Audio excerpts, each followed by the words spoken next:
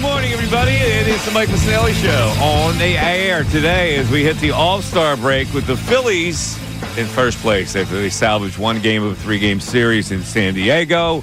Winning yesterday, nice way to go into the break. You'd rather win than get swept. And now we are left this week to digest the All-Star game, the festivities, all that, which I enjoy, by the way. I like the baseball All-Star game more than any All-Star game that's out there. I think it's the most genuine one. But we are consumed also with this possibility of a trade. And I listened to a lot of the morning show, and the discussion is mainly over whether you would like to have the known or the unknown. The prospects being the unknown, you're trading for the known. I think it's shaped by where you are as an organization, the whole thing. So let me just get into it. First of all, the known other than the unknown is a legitimate premise because you're trading for somebody to help your team right now, and you're giving away somebody who could be a star. That's always the lure of a trade. But, I started to think about this Phillies thing, and we have this, I guess it's a track record of trading prospects that didn't pan out to be anybody. We've always had these untouchable prospects, mostly have been pitchers. And that's the thing. The examples of us trading prospects that didn't work out have mostly been pitchers. Who have the regular position players that they've traded who didn't really work out? I don't know. You have to think long and hard about position players because the system, frankly, hasn't produced many position players. And here they are in a position where they have a couple of everyday players that they are producing. And so the risk for a pitcher, because anything can go bad with a pitcher, with a position player, maybe it's a little more certain that those guys are going to help you down the road. Who have the two position players that the Phillies have produced? Alec Boehm, Bryson Stott. Both of them are bona fide starters on a very good Major League Baseball team. Ray Dunn is with me today. Ray, would you agree with that? Right now, Stott's a platoon player, but sure. Okay. But he was the number one pick that they produced through the system. He's a better player than he's shown, I think. He's a Gold Glove caliber second baseman. He's when you look around at second baseman, a lot of second basemen aren't great offensive players. So for me, producing two starters in a lineup of 8, not bad. So now we go back to the start. What must you trade to get a prospect to get what you need? You must do it. If you're in a position to do it, you must do it. So any argument that you can make, well, don't trade away a prospect, they're going to help you down the road, or trade a prospect, they're not going to help you down the road, it doesn't matter, is shaped by where you are in the standings. The Phillies are in a situation where they must trade a prospect. Do you agree with that, Ray? Yes. Okay, so here we are. Justin Crawford, I think, can be a really bona fide, good Major League player. Maybe Aiden Miller can be as well. Maybe Mick Abel can. Maybe Painter can. They have said Painter is an untouchable. Okay, I'll agree with that. I'll go along with that.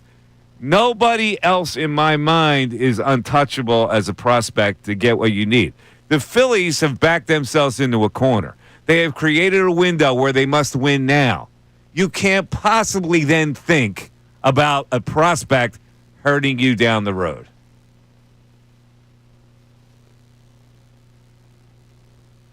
Is that right or wrong? That is correct. Yeah. Okay, so you're on board with me today. Yeah, I'm on board with you. I think you're in this point, like the idea that people keep pointing to of some other windows, some other time, like this prospect might help you down the line.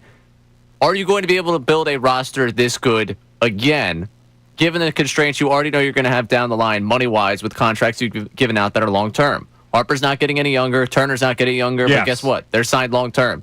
Nola's not getting younger. He's signed long-term. Zach Wheeler is part of the driving force that you have this window, and he's already told you he has an expiration date. Like, this window is right now. Everyone wants to compete in this imaginary window that they invented 5 years from now that doesn't exist. There is one right now. It is a flawed roster, but it is a very talented, flawed roster. Andrew's point today was the known guy over the maybe guy. Now, that's fine and dandy. That doesn't work all the time, though. The known guy over the maybe guy doesn't work all the time unless you are in a position where you have to do it. And to me, that settles it. That settles the whole thing. Where the Phillies are determines whether they need to make this trade and give away prospects. And unfortunately, they have to give away prospects. And I say to that, well, develop more prospects then. Like your whole system is geared on hundreds of employees and scouts that can find players and coaches who can cultivate these players at a lower level of the minor leagues. So if you have to trade away Aiden Miller and Justin Crawford, and you may have to trade both of them away, then you have to do it, and then you put the onus back on your system. Right, and you guys keep developing the guys that you've brought in over the last couple of years, and I think last night, the way they go in the draft starts to tell you that they're thinking about how annoying it is to continue trading for bullpen help because they drafted a lot of guys that are basically two-pitch out guys that have experience, that throw the ball hard. Like I think that, to me, shows you they know where their deficiency's been. They have not developed a lot of guys that could be back-end guys. They've been tired of trading for back-end guys, and I think they're sick of losing people in their system that they value because they cannot address the bullpen year in and year out doing this. They have to do it this year. Correct. But I think they're sick of doing it this way. Yeah, so the premise of the known guy over the maybe guy is only determined if you must do it. Sometimes you must not do it. Sometimes if you're a good team and you're not ready to win, you don't have to do it. Then the known guy over the maybe guy doesn't may necessarily work. But you're in a window, and you've been in a window now where the must is the there. window. It's created by the window. So I'm like, to me, it's no longer a discussion on whether they should do it. It's what they should do, and they need to do. And they need to go out there and address the back end of that bullpen. Exactly. And they still need to address that lineup. Exactly. All right. This next thing, as we get into the break, is not going to make me very popular, but I don't like it. Zack Wheeler has opted out of the All-Star game. And I go, why? Why would you opt out of an All-Star game and lose the premise of what an All-Star game is supposed to be about? An All-Star game is supposed to be about the pride of the fan of your regional area to watch you in an All-Star game. It's not about you all the time. Now, his rationale is he wants to concentrate on the rest of the season. Well, you can't concentrate on the rest of the season if you go to the All-Star game in your hometown? It's really funny. Guys develop an immunity of criticism. And we are loath to criticize him because they're pitching so well and he's been so phenomenal. But why can't you criticize a guy who decides to do something like this? To me, it's a weird thing to do. And I think he should be criticized for it. Zack Wheeler, listen, I remember when I was a kid and the amount of pride I had seeing a guy who played for my team, the team that I root for growing up as a fan, in that All-Star game. The pride that was so cool. Oh, there's my guy. And I remember the days when the Phillies weren't very good, and then you had one representative from the Phillies was in the All-Star game, and it was a groundswell of pride. You enjoyed that. Now, maybe it's an archaic attitude, but I would have loved to have seen Zack Wheeler pitching an All-Star game with the Phillies crest. Now, I'm thinking that you don't feel the same way, Ray. Nah, okay. I knew it. I'm going, why? It's not about, listen, if you're good enough to be selected for an All-Star game, that's a burden now all of a sudden? You're good enough to be selected in the All-Star game to represent Philadelphia in the All-Star game, and that's a burden? Where do we get all this stuff now? It's a burden that you don't have to pitch in an All-Star game for 2 innings or 1 inning? Doesn't want to. He doesn't have to. I'm cool with it. If he doesn't want to, he doesn't have to. This is not about him. It's about the fans. The All-Star Game is presenting a product to the fans, especially the fans of the hometown team that you play for. And I get it. If he doesn't want to pitch the All-Star game, I don't need Wheeler out there grooving pitches just because he needs to show up. He's going to be grooving pitches? Well, if he's or not, is he going to try to get somebody out? If he doesn't want to be there, why would he be there throwing his best stuff? Why doesn't he want to be there is the question. He's done it before. Why would you have a pompous attitude about, I'd rather have the rest? I'm more curious in this situation if he was told Skeens was going to be the starter and he was offended by it. Well, he could be the starter anyway based on that kind of rest, could he? He pitched Saturday. He was only going to pitch 1 inning. He's going to pitch 1 inning. So starting it at 1 inning and warming up and doing whatever it is, I think it's a violation. I'm fine with it. And I know people are going to complain about he's our guy and blah, blah, it's more important for him in the season. Yeah, okay. It could have been the same premise if he pitched 1 inning in the All-Star game too. And we would have, and Philly fans would have gone, that's our guy. When he pitches 7 shutout against the team coming out of the break, that's when he's my guy. Jesus, God. Unbelievable. 610-632-0970. And the whole world's going to be against me, too. The whole world's going to be pro. If he doesn't want to pitch, he doesn't have to pitch. Oh, okay. It's the All-Star game. He got selected. Mike Missanelli Show continues after this. We want to hear.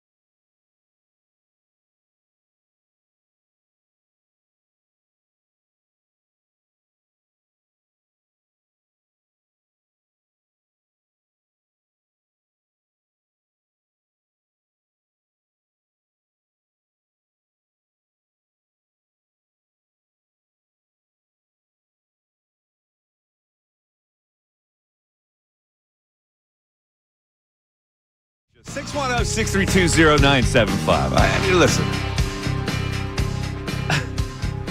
It annoys me that there's been total silence. First of all, on the TV side, there was nothing said about this at all during the games. Oh, Zach Wheeler is not going to be pitching at All-Star. No opinion on whether it was good or bad. There was muted criticism on the radio. Kevin Stocker criticized him. But Kevin Stocker knew he was digging himself a hole. And I happened to be listening when he addressed this. And he said, and he throws in this. Well, this is not a shot at Zach Wheeler, but I believe if you're selected, you should go. Well, of course it's a shot at Zach Wheeler. And it should be a shot at Zach Wheeler. Because now, all of a sudden, he has created this whole thing of opting out. He's created the whole thing. Now everybody's going to opt out. Well, Zach Wheeler did it. I don't have to go. Suarez opted out right after Zach Wheeler did when he was selected. Created? This has been around for a long time. Who's opted out? Who has opted out of a Major League All-Star game? Like 12 years ago, Jeter did. Guys have done it every year. Why did Jeter do it? Was he injured? I just don't think he wanted to play in the All-Star game. Oh, he didn't want to play in the All-Star game. Did he play in other All-Star games? Yeah, so is Wheeler. Okay, Major League Baseball All-Star game. If you're selected, why does it have to be such a burden? You're selected as an honor. It's for the fans so you can represent your area. He represents my area every fifth day. He's pitched more innings in baseball since anyone that's since fine. 2019. He can also do it on a national spotlight to give you a little more bang for your buck. And I'm sure he'll be on Sunday Night Baseball come August on a national spotlight. It's about home team pride, Ray. Do something for someone else other than yourself. And it's not just your world. Well, just because you're a Major League Baseball star, do something for somebody else. Somebody would like to see you pitch in an All-Star game. I get it, but what I want for him to do for me is not pitch in All-Star games. I want him to pitch deep into October. If he wants some rest, fine. take the rest. Why can't he pitch into October, deep in October? We think he's not going to throw during his All-Star break? He's going to throw? Yes, he is. I'm saying, no, of course he's going to throw. I just am not, bent out of shape over the fact he's not pitching. I am bent out of shape over it. Yeah, I'm bent out of shape over it. I believe that a player is selected who gets the honor of being selected as an All-Star should perform for fans instead of himself, to think of others instead of himself for 5 minutes, 5 seconds. It's a big burden to him. He's going to be in his damn hometown. He can drive to the ballpark from his house. Maybe he's thinking about the city of Philadelphia, and instead he's going to contribute to our economy this week. Oh, BS. Economy. He's gone home to Atlanta anyway. Yeah, okay. It's an all-star break. People are going to call him and say, I'm wrong. I'm wrong because he can do anything he wants. He's our guy and he can do anything he wants. And I'm saying, I'm right exactly for that reason. I'm right because he's pitching for the hometown team.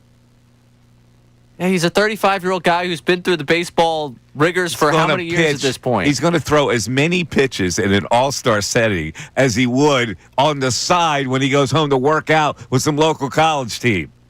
And if Wheeler thought, hey, something right now, I want to get it right over the all-star break, this is what I want to do instead. Oh, what do you want to get right, Ray? Oh, he's got some flaws he's got to straighten out? I mean, he didn't have his best stuff over the weekend. Oh, come on. Come on, man. Stop it.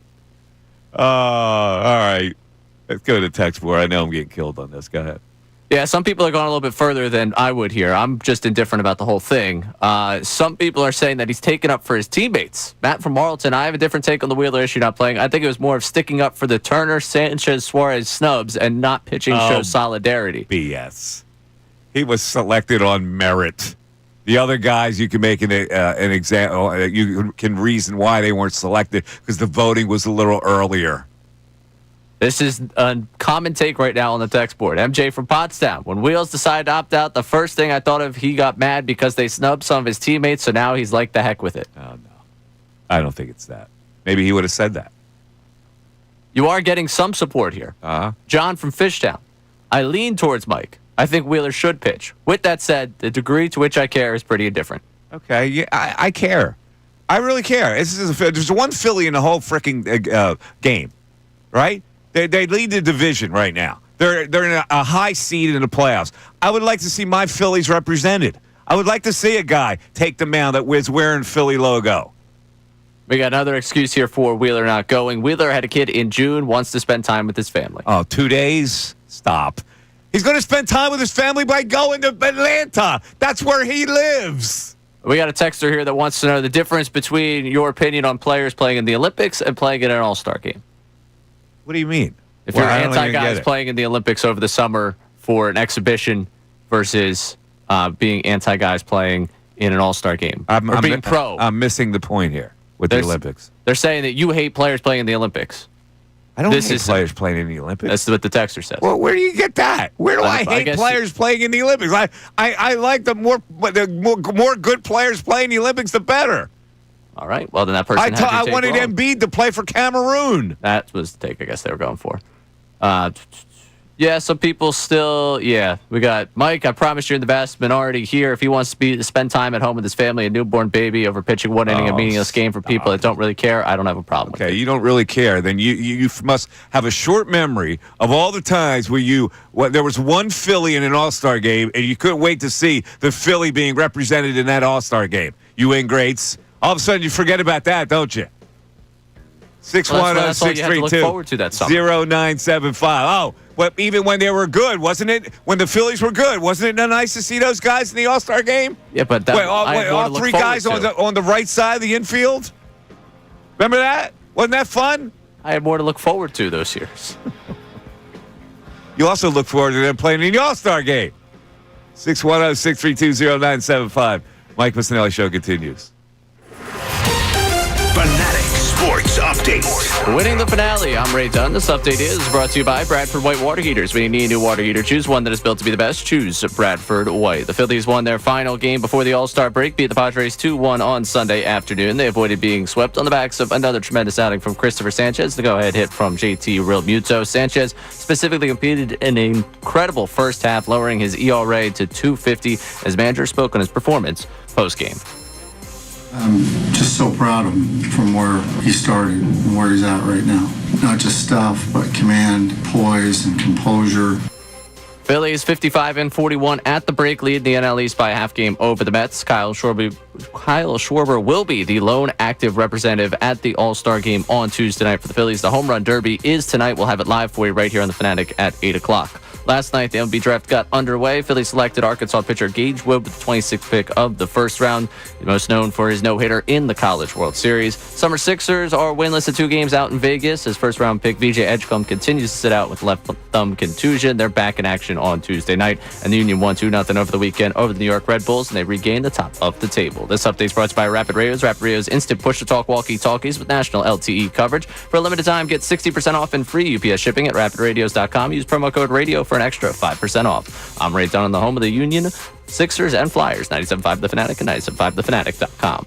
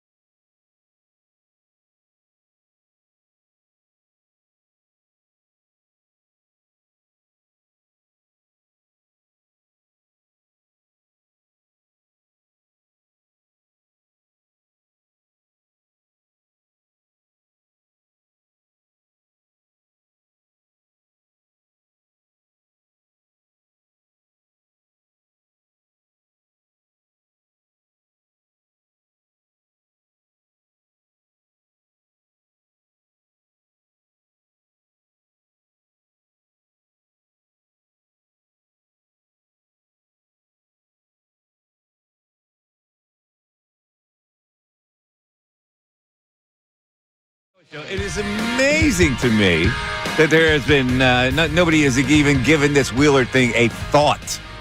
He's such a hometown hero now that nobody even gives it a thought that he opts out of an All-Star game. Well, I don't want to be public enemy number one here. I just think that it's weird that you opt out of an All-Star game, especially a baseball All-Star game. And here's the beauty of this. The slickness of this opt-out is this. Most of these guys have clauses in their contract that will give them an X number of dollars if they're named to the All-Star team. It doesn't say they have to play in the All-Star game. If they're named, can they actually have their cake and eat it too, Ray? They collect the bonus but still not play? Yeah, I'm cool with it. You pro owner keeping that money instead? I don't care about the. I just think it's really interesting that now if they don't get paid, if the owner withholds them, it's agreements with the Players Association that they'll win anyway. Has Wheeler not been worth every dollar since he got here? I'm not saying that he hasn't been worth every dollar. I am saying that there's something about home team pride here. Do something for the fans. And most of the fans don't care, evidently. But I'm saying, like, the premise is do something for the fans. It's not always your world. It's such a burden to be named to an All-Star team now. It's a burden. Oh, I don't want to go in 3 days. Come on now. If this was 2016 and they were on pace to win 62 games and this is all I had this summer, maybe you would start to get me on your side. Just maybe. Or if Zack Wheeler was Jared Eichhoff and had the first half of all first halves, and this was going to be the highlight of his career. Here's the problem with you. You're young, and you don't understand all the days where the only thing the Philly fan had to look forward to is to have a Philly in the frickin' All-Star game and actually have him play in the All-Star game. Mike, I got spoiled for 5 years, then I went a decade without postseason baseball. I think I understand. Oh, it's not you like went the a Phillies. decade without postseason baseball? Oh, my God, you went a decade. Well, I'm sorry. You didn't go decades.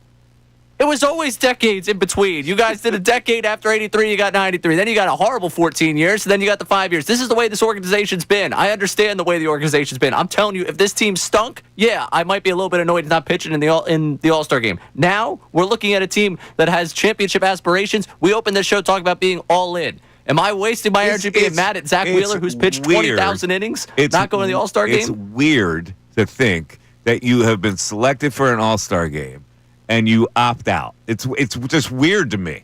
Like, I don't get it. It's like you have turned an all-star selection, an accolade, into a burden when you opt out.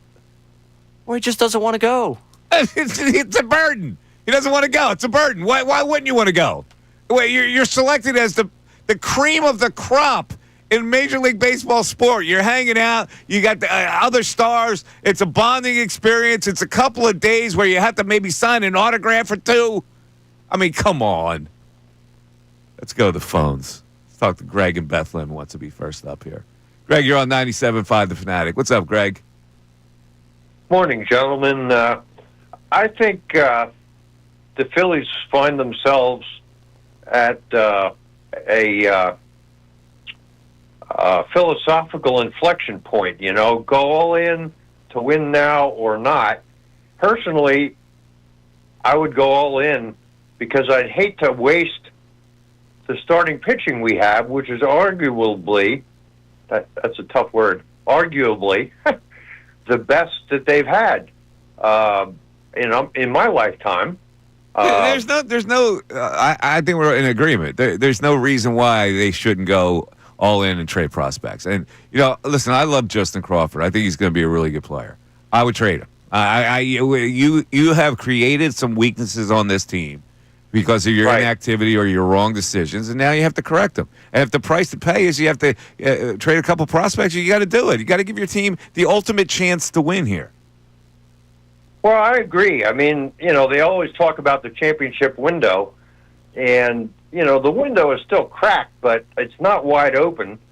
And I think, you only have so many times to grab the ring, and I think this is the time they need to go for it. I agree. They put themselves in that position where they have no choice but to trade primo prospects. Yeah. All right, Greggy. You got it. Let's go to Dave where is Dave? Where's Dave calling from? It doesn't matter. Dave, you're on 97.5 The Fanatic. What's up, Dave? Hey, good morning, Mike. How Morning, are you, Dave. brother? How- I love you, man. Thank you so much for all these years you gave me on Sports Talk Radio and the happiness and the entertainment you give me every day when you're on the air. Oh, brother. thank you, Dave. That's nice of you to say. And I started working for the Phillies in 2022, and I go through this every year, man. They're going to make it go down to the end of the year, Mike. You know that. That's the way the season's going to go. It's going to go down to the end of the season. Yes, If they're going to win this division, if they're going to be a wild card, what they're going to do at the trade deadline, it's all up in the air.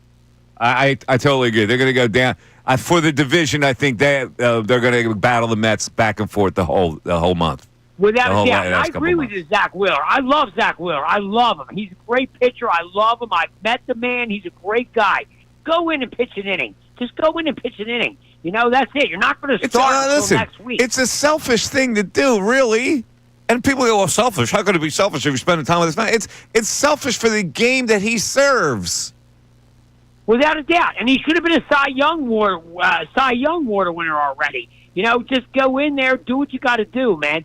And it's just like, I want this Phillies team to win. And now you may have to trade prospects, whatever. You haven't won a World Series since 2008. This is your chance. You're not going to have many more years to do this, man. If you have to trade these prospects away, you got to do it to a chance to win. I totally agree with you. This has been kind of in limbo over the last couple of weeks. Should they do it or not? Should they trade these kind of prospects or not? They really haven't developed any on-field, like, regular position players. They've got two now that they're developing. Let's see if they can. But it doesn't matter. They've backed themselves into this situation where they need to improve. Without a doubt, Mike. Just keep it real on Sports Talk Radio. That's what you do every day. I love you. All right, Dave. Thank you, buddy. I appreciate it. How about Dave? Hey, let's get to the tweet where the guy goes, I always agree with Mike, but I don't agree with him this time. We got somebody that says that. Usually it's, I never agree with Mike, but I'll agree with him this time.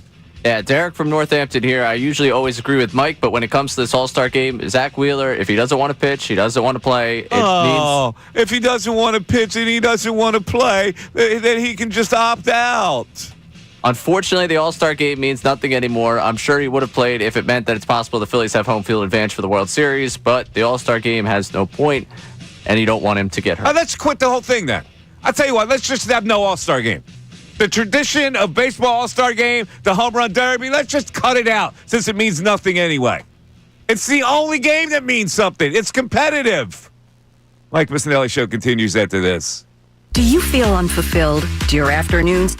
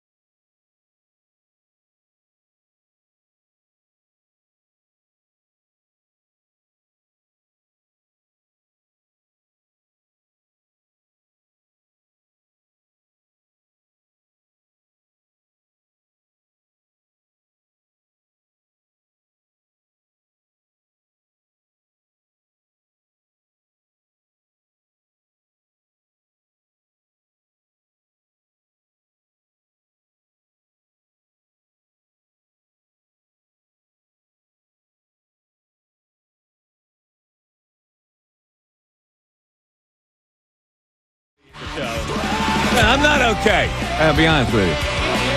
Not okay. Because, I got to be honest with you. I've never heard of anyone opting out. This is like the first time I've ever heard about it. Who has ever opted out of a baseball all-star game? I can't recall anybody saying, nah, I don't want to play. Now, injury concerns are different where you're kept out of the game. But who has ever opted out of an all-star game? I mean, Jose Ramirez did already this year before it came out with Wheeler. Let's see. Adding to... This is like a new trend all of a sudden. You don't have to play if you don't want to play. I've never heard of it in baseball. Growing list of stars opting out. Julio Rodriguez. What is this opting out? You need a vacation? Is that what it is? You can't play a regular baseball season where you have the whole off season off? Like teachers? Need a vacation in the middle of a teaching season? Wait a second. Didn't you just say, isn't he going to be throwing anyway over the All-Star break? You really think their vacation over their vacation is totally 5 months off? Their vacation is 5 months off. They do not take 5 months off. How long do they take off? Probably 4 They have 5 weeks. They have an off season, don't they? Yeah, but they're off season. If you're not working in the off season at this point in sport, you're going to end up behind all of your counterparts. Oh, you're working out during the off season. It's not like you're getting up and punching a clock. I would imagine their workouts are not just like, you know what, I'm going to go to the gym 15 minutes, They're lift a few things and physical walk out of workouts. here. That's not exactly working for a living. You get time off during the off season. You need time off during the middle of the season? During a 162, where you're How constantly... about a football season? Do you think they need a couple weeks off? They get a bye. Other than the bye? They get a bye. This is the baseball version of the bye. This is. That's why it's called a break. It's called a break. It's okay, literally- so you're good enough to get... Oh, the perils of being good enough to being selected where you don't get 3 days off. Oh, it's such a hardship, Ray. I'm not telling you it's a ridiculous hardship. I'm just saying it's not a ridiculous concept for a guy to say, you know what, I'm good. It's terrible. I'm good. You got selected by a process that rewarded you so fans could see you. I can't believe you're anti-fan here. I love how you paint this as anti-fan. You're totally anti-fan. I'm pro-player. You're anti-fan. I'm pro-player. Well, if you're in this situation, you're pro-player, you're anti-fan. Well, then you're anti-player. I'm not anti-player. No, if I'm anti-fan, you're anti-player. I'm not You can't use that logic on me player. and not take it to yourself. I laud the people that are going to play in this All-Star game. I'm pro-player when it comes to that. That's not this conversation, because then I'm pro-fan for the people that are still going to watch You're even though Wheeler's not pitching. anti-fan. No, because now we know you have to apply the same logic to yourself. You're an anti-fan You guy. have to apply the same logic to yourself. You're anti-player. I'm pro-player. Totally pro-fan. I'll be anti-fan if you just admit you're anti-player. I'm not anti-player. Well, then I'm not anti-fan. anti the decision of this player. And then I'm anti the fan that's upset over In fact, this. I'm pro-player because I want to see the player. I'm over-the-top pro-player because I want to see him. And I'm not anti-player. And I'm pro the fans that want to watch great players. Let's go to the text board. Making me annoyed today. What's the text board All say? right, we got a texter here. Wheeler should no doubt play. Opting out is a selfish move to the fans. When we were kids, we lived to see our favorite players presented at the All-Star game. Ray is from the me generation and will never understand. Hallelujah for that text. The text of the day. We got another texter here, Jenna in Trenton. What's the bigger issue, Wheeler opting out or Turner being overlooked? Turner being overlooked is a terrible thing. That doesn't mean Wheeler needs to opt out. The two are joined together. They're two different premises. We got another texter here, first-time texter, that I think we should clarify this for anyone who thinks this is the case. Doesn't winning All-Star game give you home field advantage? Him not pitching doesn't help that. How do the Dodgers and Mets feel? No, dude, it does not. You got to get the latest news, man. It's only been like 4 years that they did away with that. Yes. So you got to pay better attention. No, there's nothing at stake. You know what's at stake? Local fans seeing their guys in an All-Star game. That's what's at stake. And if Wheeler doesn't want to pitch, he's thumbing his nose at the Philadelphia fans. He is, technically. Now, you could say he's really pitching his ass off for us. He is. But why can't it be both here? Why can't he show his face so fans can have a little problem? Turn in the All-Star game. That's my guy. My guy's dominate. He just dominated 3 hitters. Yeah. So if he showed up there, they didn't pitch him. He just tipped the cap. And he had said to them behind closed doors, hey, not feeling like pitching. I'm going to show up here, tip the cap. I'll be here as an all-star. Would you be cool with that? Is that what you want? Why wouldn't he want to pitch? Just because he didn't want to pitch? Yeah, for the same reason. That's not a good enough excuse. If he's saying, nah, I'm on short rest, I don't want to pitch on a Tuesday, I just pitch Saturday, but I'll be part of the All-Star festivities, then I would respect that. So if your he issue can is pitch, just him not going. and in this particular situation, him pitching 1 inning would probably be what he would do anyway if he wasn't involved. But your real issue is him not being out there to tip the cap in the Phillies uniform. My issue is that he opted out. Not that he would tip a cap. I don't care what he would have done. He opted out of being included in the All-Star game, which I think is a little bit hinky. I got to be honest. I don't like it. Another texter here. I understand Mike's position on Wheeler opting out is strange, but I am more concerned there's something more serious happening with Wheeler. How else do you explain his decision? Does Wheeler and the Phillies know something about his arm, and could there be concerns about his ability to throw innings that doesn't benefit the team? Load management, something strange happening here? Does it look like there's something wrong with him? No. There's nothing wrong with Zack Wheeler. Okay? He just didn't feel like going. He'd rather stay home. He can drive to the frickin' ballpark and go home at night and sleep in his bed. All right. Give me one more text. We'll go over break. We got Greg and Ish hanging in there. Greg's going to say I'm wrong about Wheeler. I can't wait to talk to Greg. Why I'm wrong about Wheeler. The All-Star game is a joke. Picking a player who has played in 5 Major League games, not taking Trey Turner, Zack Wheeler could do whatever he wants. Where is the All-Star game a joke? Where? I think in that texter's point of view, the fact that Turner didn't make it, and the fact that rookie from the Brewers, after 5 games, got named to it. Now, here's the one thing baseball needs to do. They need to market their young stars, like the NBA does, that they have lagged behind.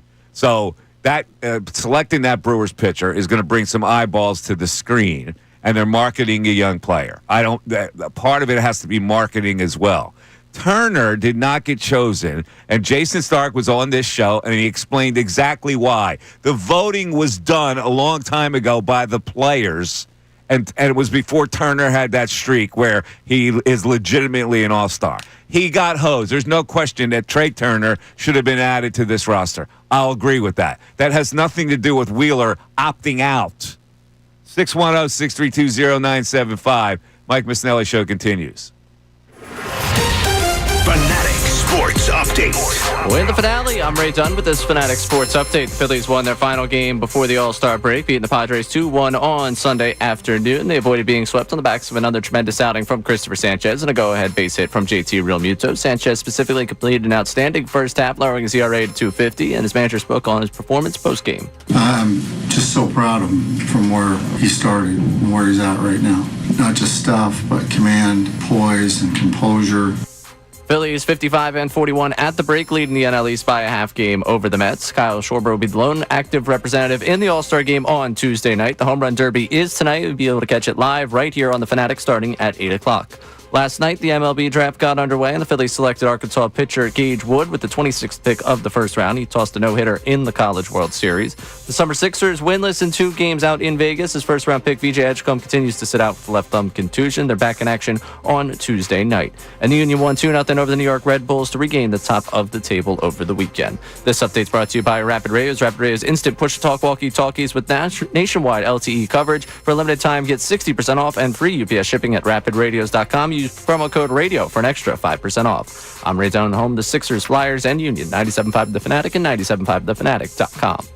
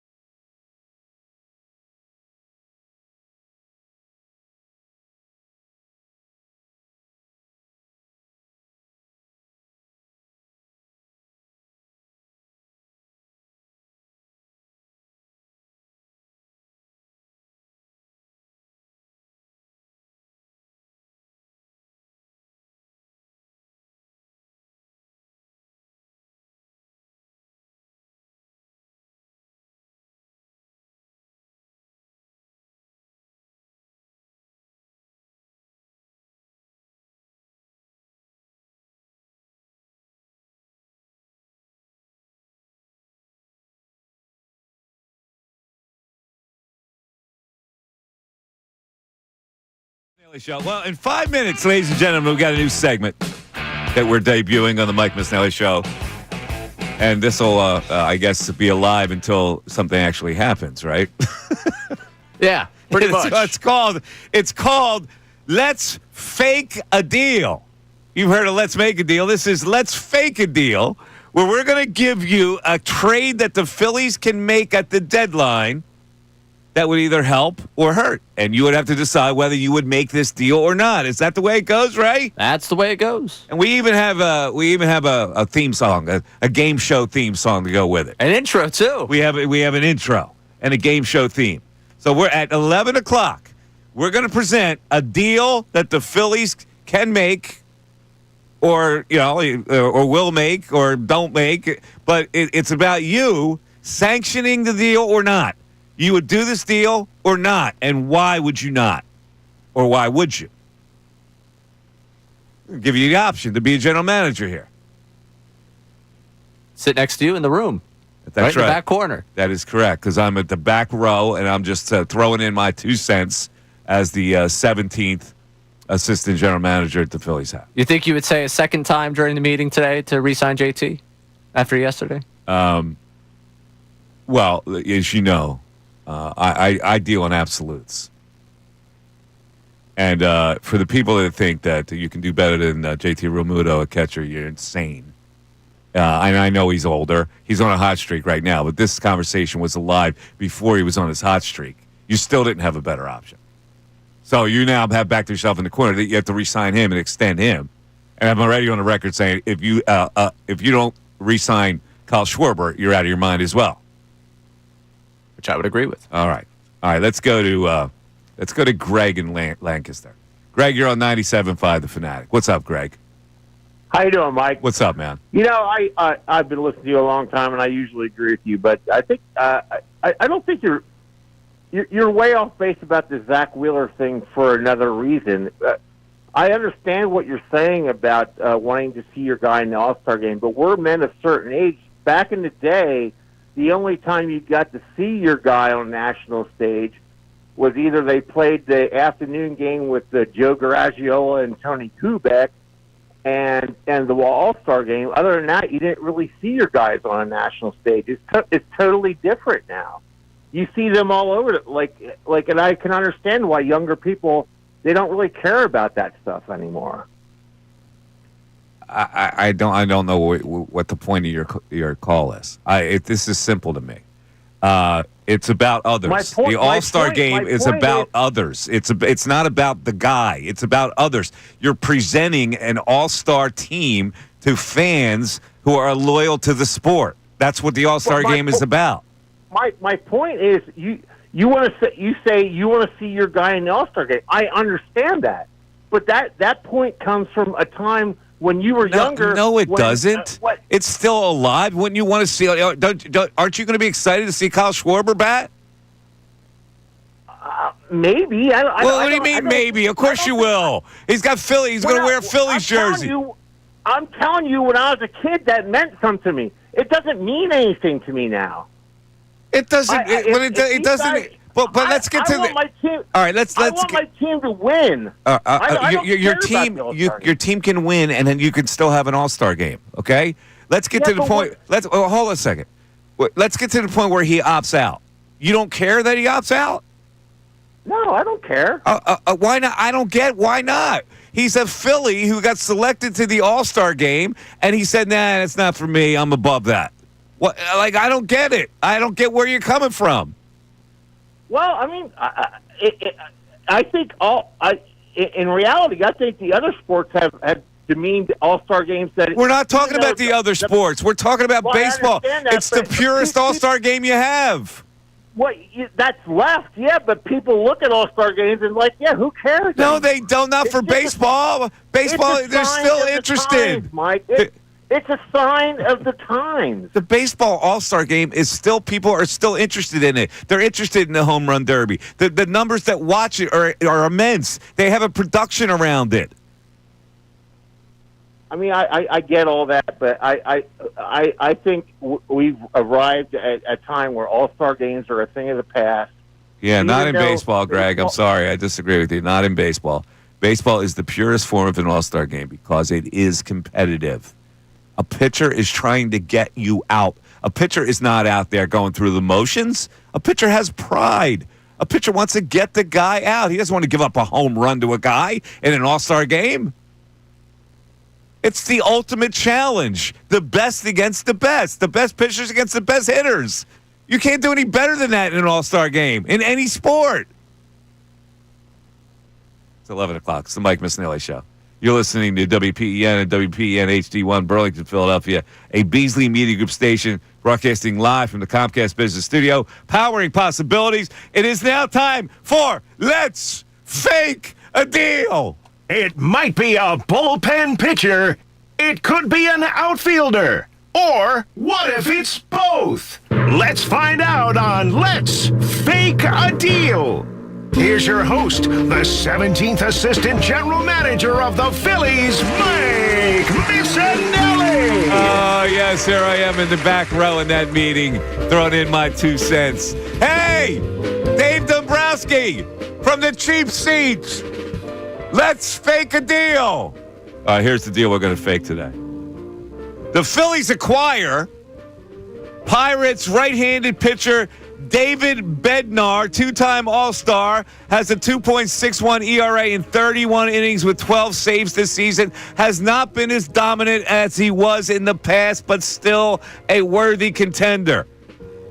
To acquire Bednar, the Phillies trade the Pirates right-handed pitcher Mick Abel, the Phillies' number 3 prospect, and minor league outfielder Dante Nori, the Phillies' number 8 prospect.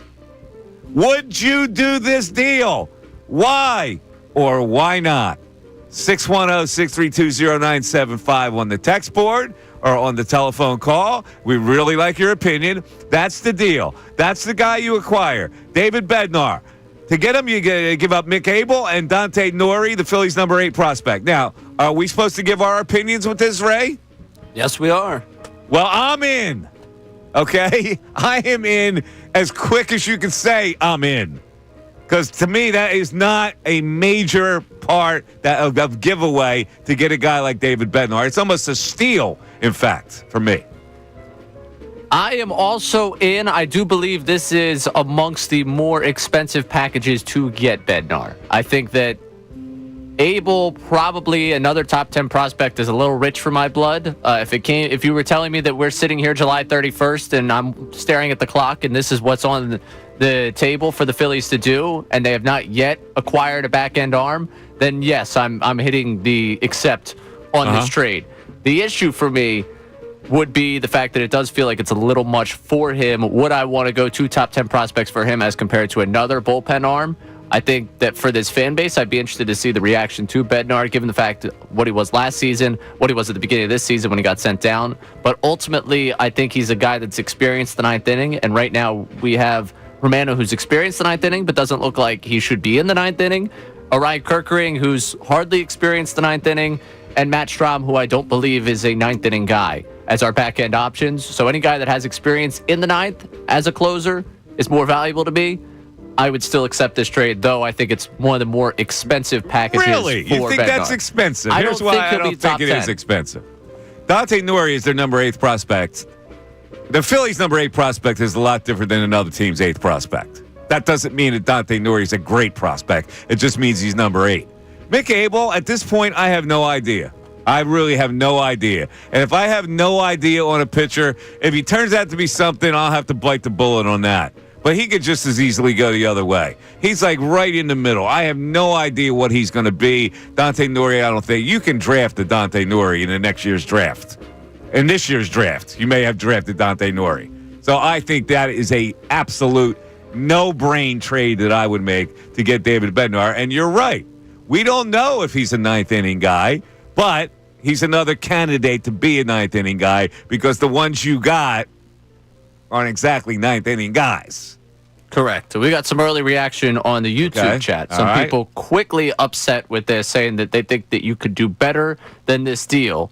We've got Jim G with an absolute NO. What? INS saying do it. Jim G following up with 2 top prospects for a guy who he just admitted is not having his best year. Money Mars says Mick Abel is untouchable. Mick Abel is far from untouchable. I mean, come on. Listen, Painter might be untouchable. Mick Abel is not untouchable. And Dante Nori, how many people know Dante Nori? Seriously. Right. He's the number 8 prospect in the Phillies system, which is not loaded with prospects. And this is probably where I fall on this deal relative. Timeworks puts it out there. This would be a fallback deal when nothing else panned out. I don't think this is it's July 27th. It's not your main deal? Yeah, this deal's on the table. Here's the question. If this is the only deal you can make, are you doing it? Yeah. There's no question, right? I don't think so. I'm making this deal. I'm curious to see as the text line continues to light up what we have there. Listen, I got it that there might be a better deal down the road, and I'm sure they'll explore that. The whole premise of this Let's Fake a Deal is that this is the only deal that you have. Correct. And so you're telling me you would not trade Mick Abel and Dante Nori for David Bednar when you need a right-handed relief pitcher? You can't win without making a trade like something like this. Mick Abel, Dante Nori aren't going to help you win anything this year. And we just got Colby, who was in the YouTube chat, that was saying that this is a fine deal, but not the one I go with. If this is the only deal on the table, sure, it's pricey though, which is where I fall in this one. I would do it. It's pricey. I'm having a hard time seeing where this is pricey. What, are you that much in love with Mick Abel? I think it's more a commentary on Bednar. Like, if you're paying 2 top 10 prospects in your system for someone, you're probably looking for more the Duran Clase than the I get it. We've seen Mick Abel, though, right? Have you seen him? Oh, I'm good with trading him. Have you seen Dante Nori? Let's be very clear about this. He made the start against the Pirates. And as the city fell in love with him, I kept saying to trade him. Everyone was like, no, this guy's got something. I'm not going to change now on whether or not Mick Abel is more valuable as a trade asset than a member of this organization. I still feel that way. He is more valuable as a trade asset than a member of this organization for them right now. So I'm staying on the same side I've been since I've watched him make his first major league start. Yeah, I don't know what he is. Like they struggled to know what he was until he finally found some command, and then he kind of lost his command like right away again. So I don't know. And you know who Dante Nori is? You know who his father is? Yes, he's the coach for who now? I don't know where he is now. He used to be at Dallas, right? Yeah, is it Timberwolves? Mike and Nori. Yeah. Yeah, it might be with the T-Wolves. It's one of those teams out in the middle of T-Wolves. Yeah, it's the T-Wolves, Mike and Nori. All right, 610-632-0975. Couple of lines have opened up for you. Let's fake a deal. Let's hear your views on that. The Mike Missanelli Show continues. The summer's here, and you know what that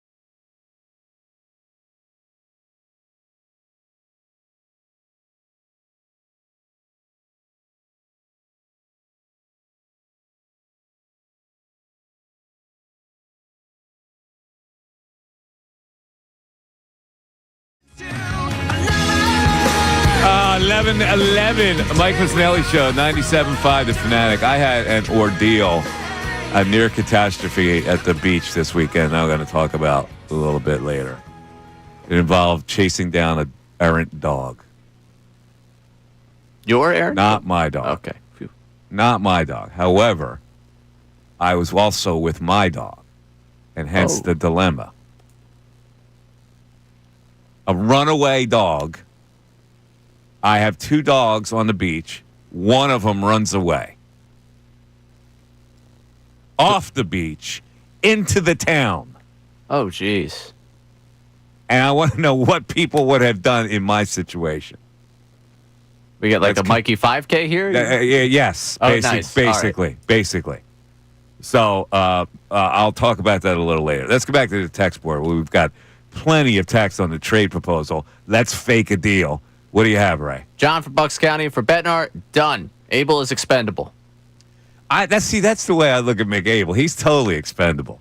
And every pitcher the Phillies have had, now I don't know about Painter, what's going to happen with him, but every prospect pitcher that the Phillies have had, none of them have come back to bite the Phillies ever. It's the only one that I can think of that's been in a deal that had a good career was Carrasco. Yeah, but he was so erratic. Like he was never a star. At one point, maybe he pitched okay for Cleveland, but very short. The way I characterize it is I don't think they lost out on a competitive window by trading Carrasco. Like, I don't think he was a lead guy for them when he would have been. Like, at the peak of his powers, the Phillies were not competing. Exactly. And every other pitcher that was supposed to be an untouchable, including Draybeck and Sixto and Spencer Howard. Remember Spencer Howard? Oh, yeah. Oh, he was untouchable at one point. Come on. Like Abel's not untouchable. He's been so erratic. I look at him, I go, that guy can flounder for several more years, or he can find it. And you know, I get it. He had a very brief window of success here. Mostly after his window of success, it was all downhill. Yeah, dazzled for 3 starts. And Painter actually isn't dazzling in AAA. So this notion that they're going to bring him up and he's going to help them in the end, I don't think that's happening this year. If they truly mean that he has to earn his promotion, he has not earned his promotion. Yeah. So that would be just them following a plan to follow a plan if they bring him up. But we got more people checking in on this one. Jim from Satterton offering to drive the prospects to Pittsburgh because he's doing that deal all day, every day. Yeah. And listen, Bednar's not a sure thing now. But you don't have any sure things, and you have to add. You need a power right-handed arm to add to that bullpen. I don't think there's any question about that. You can kiss the winning anything goodbye if you don't do that. We got Matthew from Pennsburg. Too much for Bednar. Abel, Dilly Campbell, another low-level prospect is a good deal. Bednar is too inconsistent. And so who are they giving away? Instead of giving away Nori? Nori's the untouchable? Nori is the one that is spared in that one.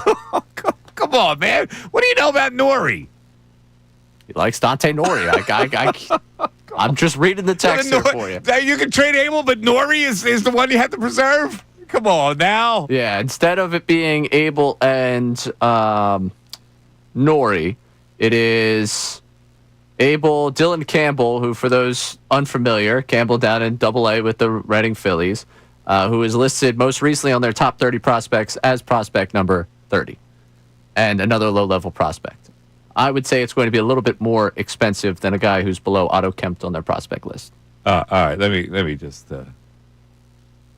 let me get into this Dante Nori thing. Maybe I'm missing something. I think, if I remember, he's not very big. He's 5'9". Listen, I'm not a height discriminator, but a 5'9" outfielder. Yeah. Well, it's not even so much an anti-Dante Nori thing as it is when is Nori going to be here to contribute for this team? Also, when has this team ever developed an outfielder that all of a sudden we're protecting Dante Nori? Yeah, I don't think he's a primo prospect, to be honest with you. He's playing in Clearwater, single A. He's playing for the Threshers. He's hitting .264 with the Threshers with 3 home runs and 32 RBIs. He has 59 strikeouts. He's supposed to be a little contact hitter. I'm not really turning this into an anti-Norrie thing. I'm just saying, like, that's the guy you want to preserve? That's the guy that Matt in Pennsburg Come wants on, to Matt. preserve. You got to look close at this. Matty, come on now, Holmes. Well, give me one more. And this text, someone else that's defending here. It's not that Norrie is untradeable. You could probably get a reliever for just him. You're overpaying, Mike. You don't need to trade Abel to get Bednar. Overpaying to get a relief pitcher who's going to help you for a starting pitcher who may never help you, and the 8th prospect who's in single A hitting 264. All right, it must be me. Ish in Levittown joins us. Ish, you're on 97.5 The Fanatic. Ish. Hey, Mike, how are you? What's up, Ish? Hey. Yeah, I agree with you on the front about the pitcher. I totally forget his name. Mick Abel? No. Oh, about the All-Star game. Oh, Wheeler? You forgot his name? Yeah. All for right. a quick minute. I was doing a little power washing. I'm sorry. Okay, all right. You get some power wash your brain. What? I forget the guy's name. He's the most dominant pitcher in Big League Baseball right now. I forgot his name. What was his name? Zack Wheeler. All right, Zack Wheeler. Okay. Sorry. Yeah, no, I agree with you on Zack Wheeler. Like, the baseball All-Star game is like a reserve type of game, and every All-Star usually attends. So, like, is this going to be a new thing where, like, players opt out? He has triggered the opt-out. Now everybody's going to opt out. You're going to collect their bonus. They got named to the All-Star game, and if you don't pay them, we'll file agreements with Major League Baseball Players Association. So we get the best of both worlds. We get a vacation, and we get our bonus. Well, yeah, like, I agree with you. I believe he should pitch in the game. And I like what the Phillies did with Christopher Sanchez of paying him his money, his $50,000, even though he didn't make the All-Star game. So I agree with the Phillies on that. Yeah, well, he actually had a loophole that he made a pretty good. His agent probably made a pretty good argument. Listen, they asked him to be a part of the All-Star game. He couldn't because he pitched on Sunday anyway, so that triggers the bonus. Yeah, two quick things. I believe that Mick Abel and Chuck Norris is not untouchable. I don't know anything really about Chuck Norris. Chuck Norris. But, it's Dante Norrie. Dante Norrie. I'm sorry. I don't know Chuck Norris. I'm sorry. But is Ray there? Ray's here, yeah. Ray. Hey, Ray, I heard you was at a wedding. You was a little ring bearer. You had your little bow tie on, and you lost the ring in a little piano Wayman. And you couldn't find you was with the little flower girl Wayman. Then they asked you to be the little flower girl Wayman. Actually, not bad today, Ray. I was at an engagement party. You were at an engagement party, not a wedding. It was when I heard the premise. He tied in your little weekend situation here. If that's good, then we have really lowered the bar. No, I didn't say it was good. I said it wasn't bad. Wasn't bad. He tied in a celebratory thing that had something to do with a wedding. You know what I'm saying? I was at a wedding like a month ago. He could have used that content. I want to get to the bottom of this engagement party. This generation of yours. Okay. These engagement parties coming up. Sounds good. All right, 610-632-0975. Joe from Antrim is going to be next. Hang in there, Joe. We're in a break. Mike Missanelli Show, 97.5 The Fanatic. Fanatic Sports Update. On the finale, I'm Ray Dunn with this Fanatic Sports Update. The Phillies won their final game before the All-Star break, beat the Padres 2-1 on Sunday afternoon. They avoided being swept on the backs of another tremendous outing from Christopher Sanchez and a go-ahead base hit from JT Realmuto. Sanchez specifically completed an outstanding first half, lowering his ERA to 2.50. His manager spoke on his performance post-game. I'm just so proud of him from where he started and where he's at right now. Not just stuff, but command, poise, and composure.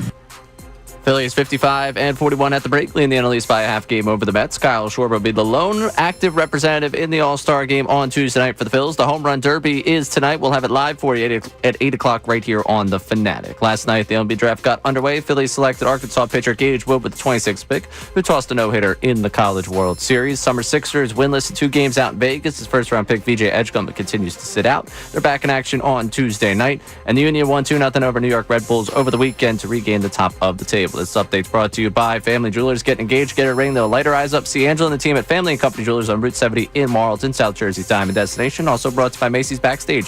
Macy's Backstage is a whole new floor inside your Macy's, and right now you'll find the latest summer styles all for under $25 with new arrivals every day. You never know what amazing deals you'll find. I'm Ray Dunn, the home of the Sixers, Flyers, and Union. 97.5 The Fanatic and 97.5thefanatic.com.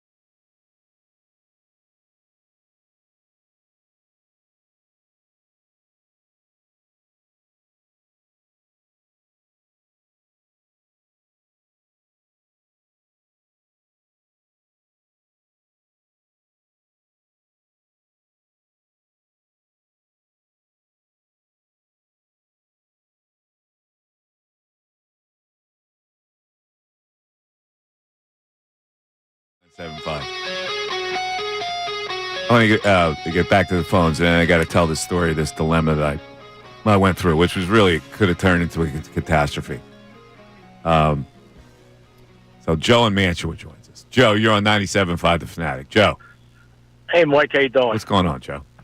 I've been listening to you for a long time, back with your co-host Steve-O and your recent sidekicks on the fan, but you and Fred, a.k.a. Ray Dunn, that's a total different dynamic. I really enjoy listening to you two guys. Well, thank you. Thanks for listening. Like a father-son thing going at it. You know what I mean? Thank you. Fred's doing a nice job.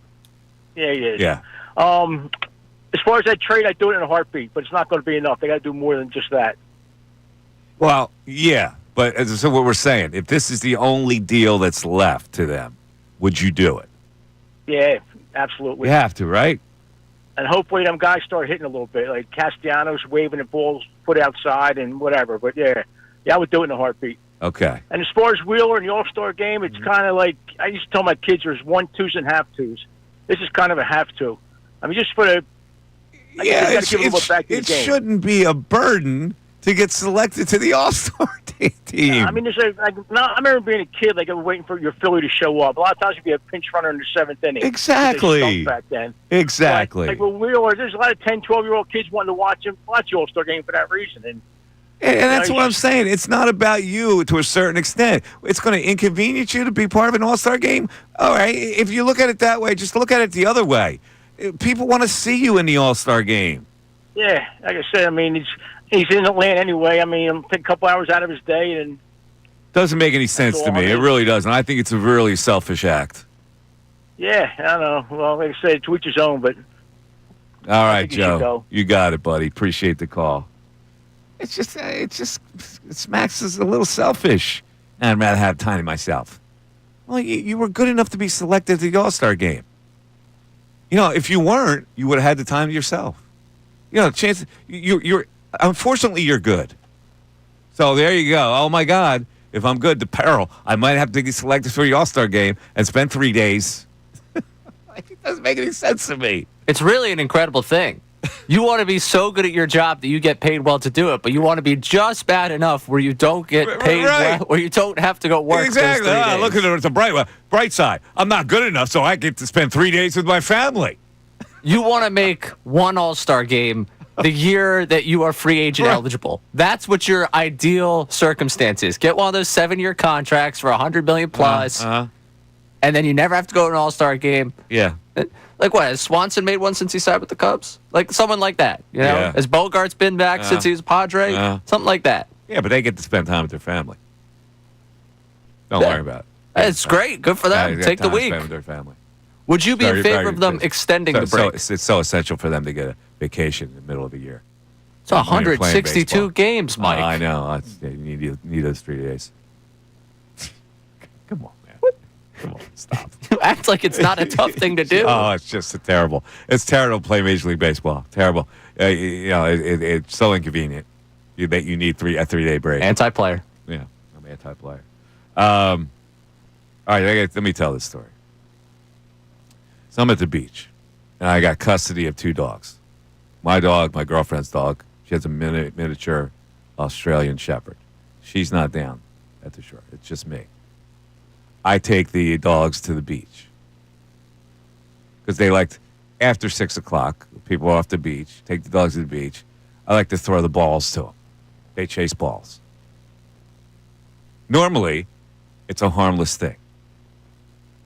So I take the collars off them. I let them loose. They chase the balls. As soon as I took the collar off of this Australian Shepherd, the dog runs for the hills, runs up the ramp, the beach entrance ramp, and runs down the street like a bat out of hell. I got another dog here. The only thing I can think of is, oh my God, I've got custody of someone else's dog. This dog now, within my custody, can get hit by a car. I have to chase after that dog and leave my dog on the beach. I don't run like I used to, but I'm trying. I'm running. The more I run after this dog, the more it goes. It goes all the way down the block to the main street, the main highway street, and makes a right. Taking off. I'm yelling for people. If you see a dog, stop it. The dog keeps running, goes all the way, runs about a mile, Ray, goes up the ramp of the Causeway Bridge, stopping traffic both ways. What? Cars are lined up. This dog is in the middle of the road on the top of the bridge, way far away from me as I'm trying to get there. I'm yelling for people to try to stop this dog. It's running right past everything. It's a crazy mad dash this dog is under. Now I got to leave my dog on the beach. What would you have done? So was there a second thought given to picking up your dog and running with your dog in There's hand? no way I could have run with my dog by picking up the dog and carrying the dog. Okay. My first instinct was I had to take the chance that my dog would stay on the beach. No, maybe the tide would take my dog out. I didn't know at that point. The only thing I knew is, oh my God, if I have custody of someone's dog and it dies, I could never live that down. It's unfortunately kind of like one of those two people hanging off a cliff scenarios where you got to give the hand to one. Exactly. And you went with the service. You know, Now, my dog is older now, and it's not as crazy as it used to be. It's very obedient at this point. So I took the chance that my dog would hang out on the beach, that it would walk over to somebody who was on the beach and hang there. It's also faith in humanity. Yes, it You is have a cute faith in dog. humanity that somebody could have absconded with my dog. Correct. I didn't know what to do. How long of a hesitation did you have before you took off and ran? I had to take off right away. This dog just flat out was in a greyhound sprint. So what ended up stopping the dog? Just the fact that it got up the bridge and the traffic dog stopped? got to the top of the bridge where the toll booth was and stopped in the middle of the road. As I'm trying to run, I'm hoofing it, trying to get there. People are yelling at me. People recognize me, by the way. Oh, Mikey Nice. Miss! The people that are in line that are coming into the beach area. Yo, Mikey Miss, what's up? I go, have you seen a dog? Yes, they ran up the bridge. Like, oh, wait, before we get to the dog here, what do you think they're going to do at the deadline? You got any insight on what they might do at the deadline? Yeah, so I'm trying to. Hey, how you doing? And I'm running up the thing. I finally spy the dog at the top of the bridge, and I'm yelling this dog's name, and it's ignoring me. But for some reason, this time when I yelled the name, she stopped and then walked towards me down the ramp of the bridge, where I was able to stick her leash on, smack her in the snout for being disobedient. Now, that's step one. Now, I got to take her back to my house where my car is parked. This is like a couple blocks away from where I am, by the way. It sounds like you got the Mikey Miss 5K. It's not like my street. It's like down a ways from my street. So when I get to my street, I put the dog in my car, and now I got to go to the beach to find my other dog. Which you did successfully. Well, I get back on the beach. Now I got to go all the way down the beach to the right. I go all the way down the beach. I see my dog on the beach. A kind gentleman, an older gentleman in a beach chair, is petting her. Oh, that is nice. Thank goodness. So what could have been a catastrophe turned out to be okay. How's the back feel today? Well, I was a little sore from the run, I got to admit. I would imagine. But the point is here, what would the average person have done in that situation? I feel like you had it right to chase after the dog. Did I make the right decision? I trusted my dog to run after the maniac dog. Knowing your dog, I feel like you made the right decision. Like, having the knowledge of your dog and how obedient your dog is, I can't imagine your dog really getting too far. Well, the ironic part is that when my dog was younger, my dog was that other dog. My dog was the biggest escape artist ever. Would take me into 3 different neighborhoods if it escaped my front door. So I got payback. It was a flashback. And it's honestly a nice gesture from your dog to pay you back by not making you run any more than what you had to run to get to that bridge. Exactly. The guy said, I said, oh, God, sir, thank you so much for befriending my dog, blah, blah, blah. He goes, your dog was going up the ramp too, and I called her, and she came back to me. I go, oh. Wow. That is a good Samaritan right there. Because someone else would be like, "Ooh, wow, that's really brutal for someone. Their dog is now running." yeah, but I'm sitting here on the beach and I couldn't care less. Right. Oh, someone else's night is going to suck, but this view is tremendous. The people on the beach saw me run up the ramp to try to find this maniac dog, and the dog took me a mile. Oh man. Someone else be sitting there like, "Wow, your other dog went that way. Good luck." Yes. Now I got to find my other dog. Meanwhile, I got a dog in the car. It's going to overheat. The other the whole thing was a disaster. 610-632-0975. Back after this. Hey, everybody, it's Bill Colorado.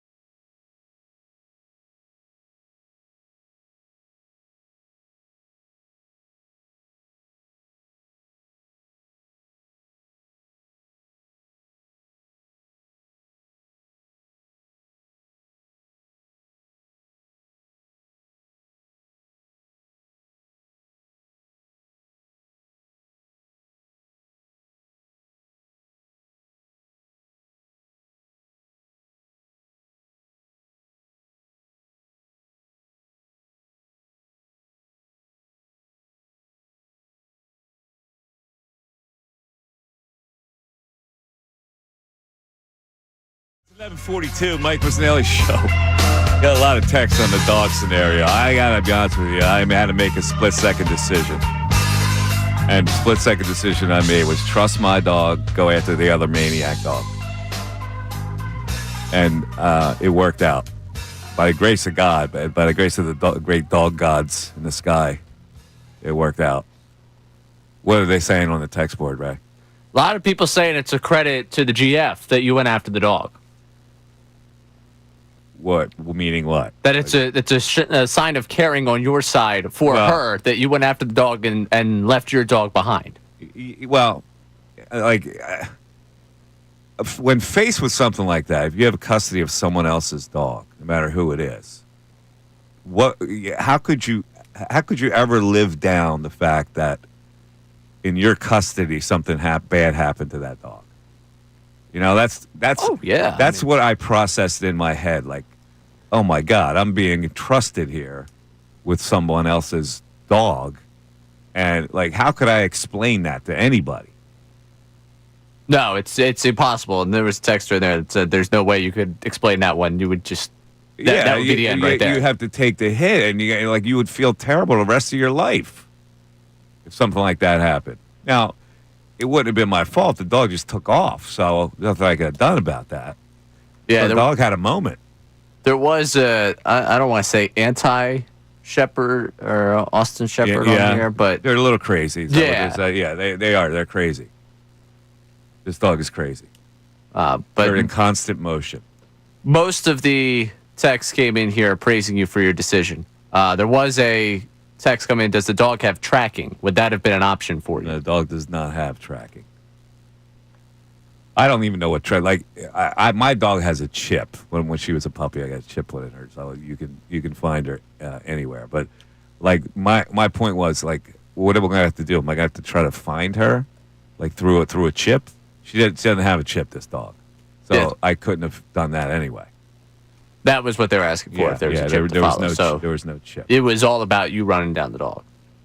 So that would have helped. I guess that also helps in the decision of leaving your dog, knowing that there was a chip in your dog. Yeah, I guess I didn't think about that part of it. No, it seems like we just talked that out. At that point, I trusted my dog, and I'm thinking, there's no way. Like, when I come back to the beach, my dog has wandered down to somebody, and I'm never going to find this dog again. See, I have faith in your dog, and this is maybe misguided. Well, faith. You've met my dog. Yeah, your dog to me is a calm dog, calm, and always finds like somebody to attach to. Like, I feel like the dog does a really good job of like working the room when it's here. It does a really nice job of getting to know people. So I feel like on the beach, it's like, oh, no, Mike, there's some human here. I'm gonna go find that human, and then I feel like you made the right call in your mind right there. My only worry about my dog, because my dog likes to go to the water and eat the saltwater splashes. And I'm thinking that if I'm not there to supervise, she would have gone into the water. A wave would have swept her in. Now that's a concern I didn't know. That would have been a concern. Yeah. So I mean, props to you for the 2 dogs at one time. That's not a responsibility I would have taken on. It wasn't like I had a choice. It was like that was what I had to do. I had 2 balls. They like to run. You tire them out. They get a little pooped. They're more obedient when they're tired. I understand that logic behind it. I'm just saying the anxiety over what happened to you would have overtaken me before I decided to do that. I swear to God, I didn't know what to do. I was like paralyzed there for a second. Like, what do I do here? I got to make a split decision. I guess I got to go after the dog. I have custody of this dog. It's not my dog. I would, like, whatever. But thanks for the people for recognizing me. That is people are in line coming down the bridge. Oh, they like it. Sorry if I don't have time to talk to you right now. That Mike Miss is just an absolute jerk. Yeah. He big-timed me. He ran right past my car. He didn't say hi. He didn't tell me what he thinks about Bill. He didn't do anything. Speaking of Bill, can we play Bill's promo for today's show? Hey, everybody, it's Bill Colarulo. Hey, everybody. At 2 o'clock on Unfiltered, the Phillies have officially hit the All-Star break. They're in first place, but there's been some issues. We'll take inventory of the first part of the season, and we'll give our grades on every player and coach to date. And how about the draft pick, Gage Wood for the Phillies? Could he contribute to the bullpen this season? All right, wait, what?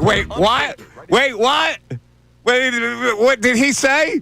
Gage Wood, could he contribute for the season? Did he actually say that? That is something he said. Are you kidding me? Is he kidding? I don't believe he's kidding. He's not kidding. Did he hear that from somewhere, or he come up with that on his own? That was something that was said on the draft broadcast, if I'm not mistaken. It was said on the draft broadcast. I believe so. Gage Wood, because the kid pushed a no-hitter in college, is going to help the Phillies at a major league level? Fastball, it's 95 to 98, and a plus curveball. I mean, I guess that's what you're doing. You have an out pitch, and you have a good fastball. Wait a minute. Is Major League Baseball that easy where a kid plucked right off the college field is going to be thrown into the cauldron of a pennant race? Mike, you're not wrong. To quote Bill, and to do another Bill thing, and this is horrible that I'm going to start to feel like I'm trying to defend Bill here. I don't mean to take up for Bill. He did pose the question, could he? Listen, maybe it's me. Is that like about as unrealistic as you can get? This kid, like, who just got drafted from college, you're going to throw him on a major league level? All right. Gage Wood or Daniel Robert. Gage Wood. But Daniel Robert. He's got experience pitching against big league hitters. Listen, Gage Wood threw a no-hitter against how many guys are actually going to play Major League Baseball, that team he played against? Professional baseball. One could be a contributor. Two might make it to the bigs. Three will probably make it to AAA. Any of them are going to be professional baseball players in college. The level is so different. Yeah, I get it. I'm not telling you that I think he's going to be a contributor to them. If they drafted Gage Wood and their thought process in that room, when they make the selection, they pick up the phone, they put the phone down, they turn to each other and say, that guy's going to get us a pennant by closing out the ninth of the pennant, I think they're mistaken. And if they had the 17th general manager in the room, I would have said the same thing. Yeah, I don't think... Are you nuts? That's what I would have said from the back row. Are you crazy? Would you still be drinking your coffee that late at night? Would it be like a spilling coffee moment for you? Maybe. I have a Red Bull at that point. You're a Red Bull guy? No. Yeah, I was going to say. It didn't strike me as a guy. I'm not a Red Bull guy. No. Celsius? No. Any energy drink? No, I don't really do any of those. Nah, me neither. All right, 610-632-0975. Gage Wood. Come on now.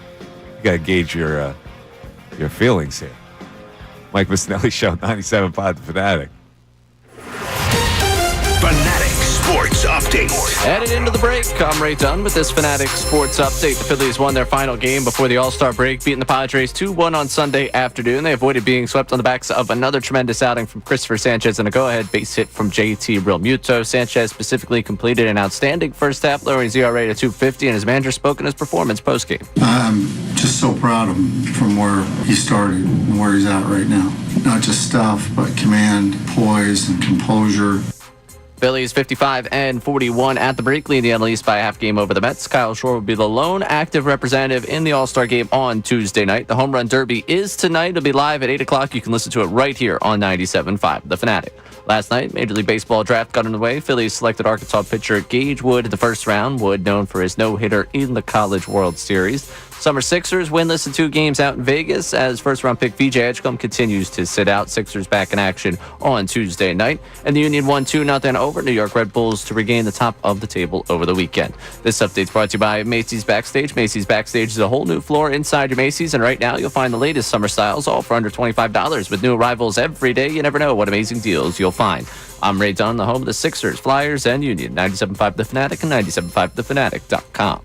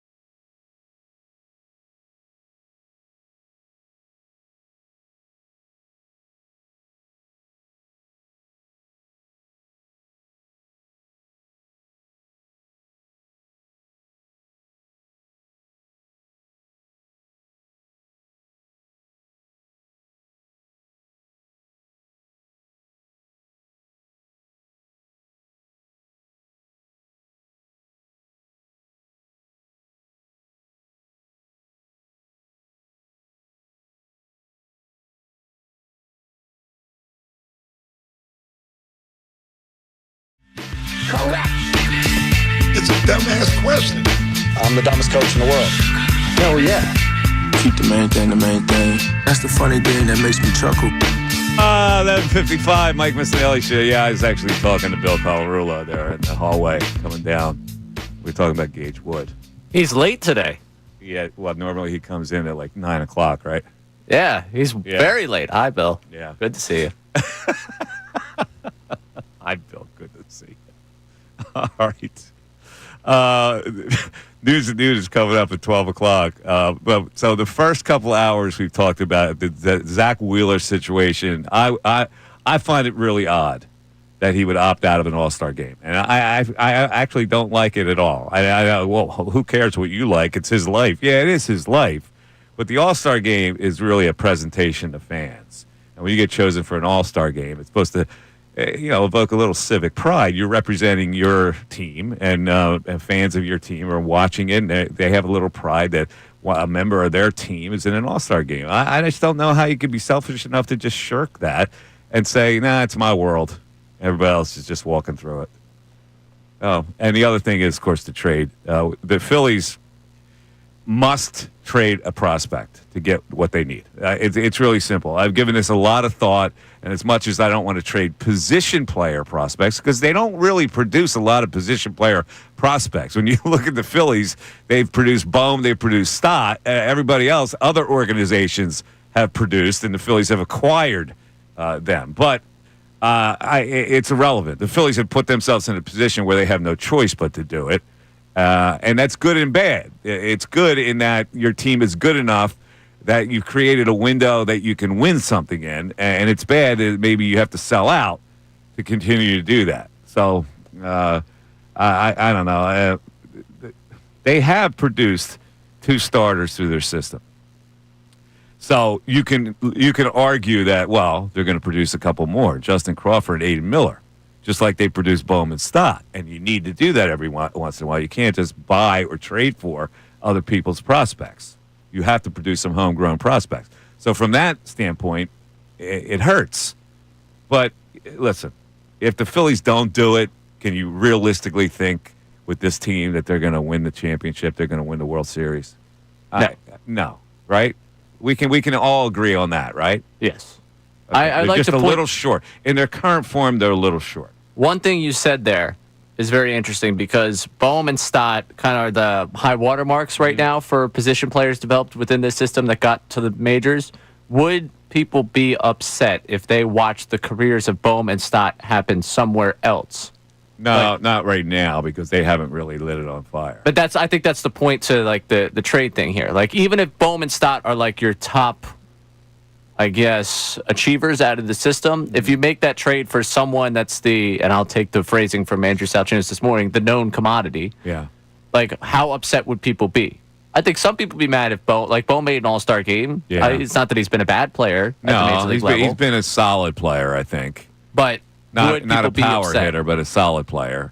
Yeah, I actually like both of them. I like Stott and I like Bohm, and a lot of people are down on Stott right now. I think Stott should be an All-Star second baseman. I think he's got the talent to be an All-Star.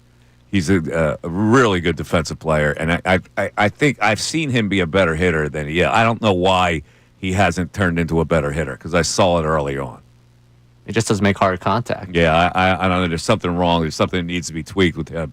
But I think he's got the talent to be a really good player. And I think that Justin Crawford has the talent to be a really good player. I don't know about Aiden Miller yet. But I believe that you have to give up Justin Crawford to get what you want in this deal. I really do. And we're going to be doing this Let's Fake a Deal every day this week. Yes. What should people miss earlier? Bednar for Abel and Dante Nori, who apparently is... Dante Nori, all 5'9" of them. Apparently... This is the 17th assistant general manager in the back row going, you can't draft anybody 5'9". That would be one of my rules. So it's the Ray Dunn rule. Got to be taller than 5'10". You got to be 6 foot for me to draft you. Oh, okay, so I wouldn't get drafted. No. You got to be 6 5'10". foot at any position. Wow. Depending on who you ask, maybe, I am 6 foot. Maybe if you're a second baseman, you could be 5'10". Okay, so you would draft me as a second baseman. Maybe. I have to see your glove work first. Oh.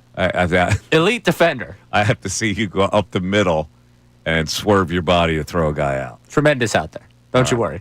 It's 12 o'clock. It's the Mike Missanelli Show. You're listening to 97.5 The Fanatic, WPEN, HD1, Burlington, Philadelphia, BZ Media Group Station, broadcasting live from the Comcast Business Studios, powering possibilities. It is now noontime, and it is time for the News at Noon. There's a whole lot going on in this world. It's time to catch up. Here's the News at Noon. 97.5 The Fanatic and 97.5thefanatic.com. Well, Charles Barkley played in the American Century Classic, and apparently his first day was pretty good because I had texted with Charles, and he was headed to Reno for the or Tahoe for the American Century Classic. But another Philadelphia professional athlete name was in it, and he's one of my favorite guys, and he did something pretty significant, right, Ray? Yeah, how about J-Roll out there getting his opportunity to participate, and he made it a weekend too. Remember, he's going home with a new boat, courtesy of his hole-in-one. Former Major League Baseball star Jimmy Rollins on the tee at the par 312, measuring 139 yards. And he was calling for it immediately after the ball left the club face. And guess what? It happened. An ace for Jimmy. Is the third consecutive year there's been a hole-in-one at the American Century Championship. What kind of call was that?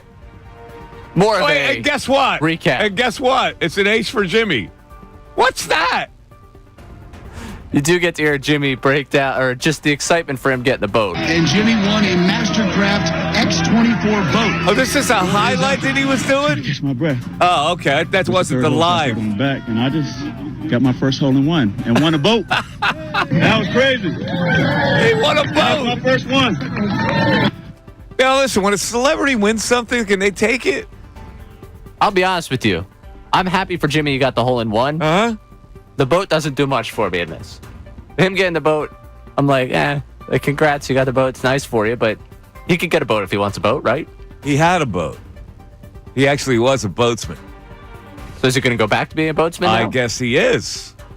Do you even want the hassle? Like, if he gave up the boat before when he was a boatsman, does he now want the hassle of being a boatsman again? I think he's a fisherman. So, yeah, I think he would want the boat. Well, that's good. I think he's a boatsman. But when you're a celebrity, isn't it weird that you take the, you got, right? Don't you donate it back or something? I don't give Tom Brady a lot of credit for much on this program. The fact that he was willing to donate whatever he won from that Fanatics event felt like the right thing to do. You know, you're a celebrity. You're an athlete. You made your money. You know, it's good to give it back. Yeah. All right. What's next? All right, we got a potential beef brewing here. Kyrie Irving was on a Twitch stream this week, and a quick clip of him talking about Stephen A. went viral. Now, this is apparently in response to Stephen A. talking about the contract in which Kyrie signed earlier this offseason with the Mavericks.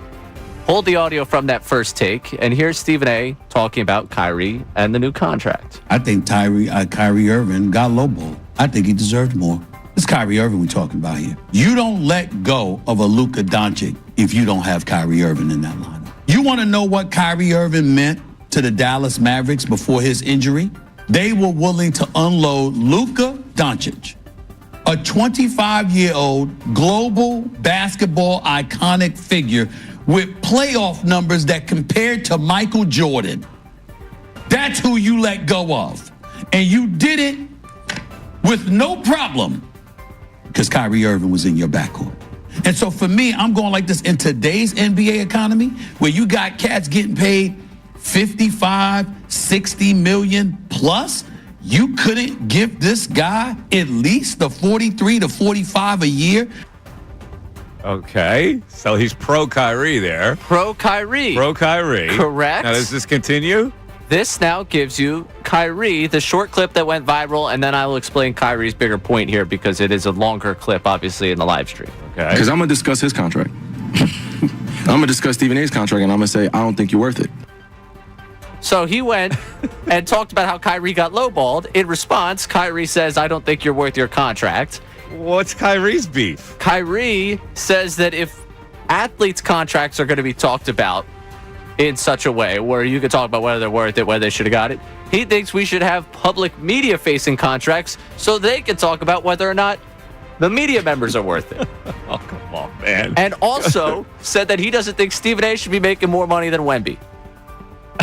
Well, I think it's just a really fun conversation, but the context of it is like way out of line. Yeah. It's like, come on, man. You guys are making 50, 60 million a year now. What do you care with Wendy's making? A couple mil.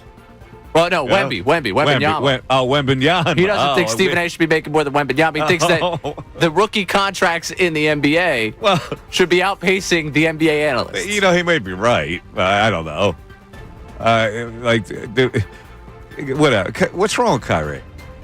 I'm shocked. I went back. Like, why would he I expected Stephen A. to say that, Kyrie's cooked, Kyrie's finished. How can you give, the fact that he was saying that he got lowballed and Kyrie takes it as, you know what, I'm going to talk about Stephen A.'s contract. I don't think he's worth it.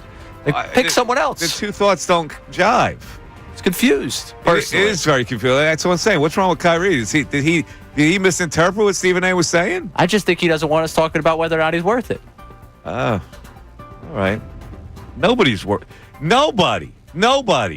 the $60 million contract. I don't care who you are. In the NBA, it's ridiculous. They got these guys making this kind of money is only going to be passed on to the consumer. It's got to stop somewhere along the line. I will say, though, I will sign a Stephen A. contract, and I will welcome anyone to say I'm not worth it. That would be A1 for me. Listen, Stephen A. should thumb his nose to everybody says he's overpaid. Is he overpaid? Yeah, he probably is. But what the hell? That's fine with me. Yeah. I would love a column that came out every day saying I was overpaid with Stephen A. People money. probably think I'm overpaid. I make 2 nickels at this point. And I make half a penny. There you go. All right, what else we got? All right, last thing here. A guy that's worth a lot more than half a penny, Mark Cuban, talking on Sirius XM radio about how much he hates NBA players playing in the Olympics. I complained about it every single year because in my attitude, guys going to play for the Olympics, Comcast NBC is making billions, right? The IOC making billions, even FIBA making a lot. I don't know exactly. And we're giving all these guys for free and taking all the injury risks. Now, there hasn't been dramatic injuries, but all you need to know is that if a guy is a free agent and hurt, he ain't playing, right? Are these guys not getting compensated at all? That play in the Olympics? I thought that there was compensation. He's saying that the teams absorb all the risk while paying these players their NBA contracts. And he doesn't like the fact they're absorbing the risk while everyone else makes money and the NBA doesn't make money off it. Then I guess you can opt out, right? Yeah, good. That's everybody opt out now. You could opt out. Come on, let's opt out. I am interested. Opt out of the Olympics. Let's opt out of the All-Star game. It's just opt out. The guys that went down with Achilles injuries this year, Halliburton, Tatum. We talk about Embiid's health this year, and Embiid comes up later in the clip. I'm just curious if when they go through this study, because the NBA's looking into the Achilles. Wear and tear, huh? If they are going to start to dislike, they can't tell you not to, but they're going to start to be, hey, look at what happened. It could just be circumstantial evidence here. Yeah. But I'm curious if that's the next step for the NBA to say, you know what, maybe we're good on this whole Olympic thing. If they prove the wear and tear, is that what you're saying? Well, do they have to prove it, or can they just say that they thought that that's what the case is? Well, maybe scientifically they can prove it. They could prove it, or they could just not waste the money on proving it and just say, you know what, guys? We think that there's something in common with all these guys that got hurt. We're going to go back to the college guinea pigs now? America would get cooked. Yeah, of course they would. Yeah. All right, that is the news at noon. 610-632-0975. We'll take a break. We'll come back with our text. We have some open lines at 610-632-0975. And we're going to talk some football issues coming up. The Mike Missanelli Show continues on 97.5 The Fanatic. Monday.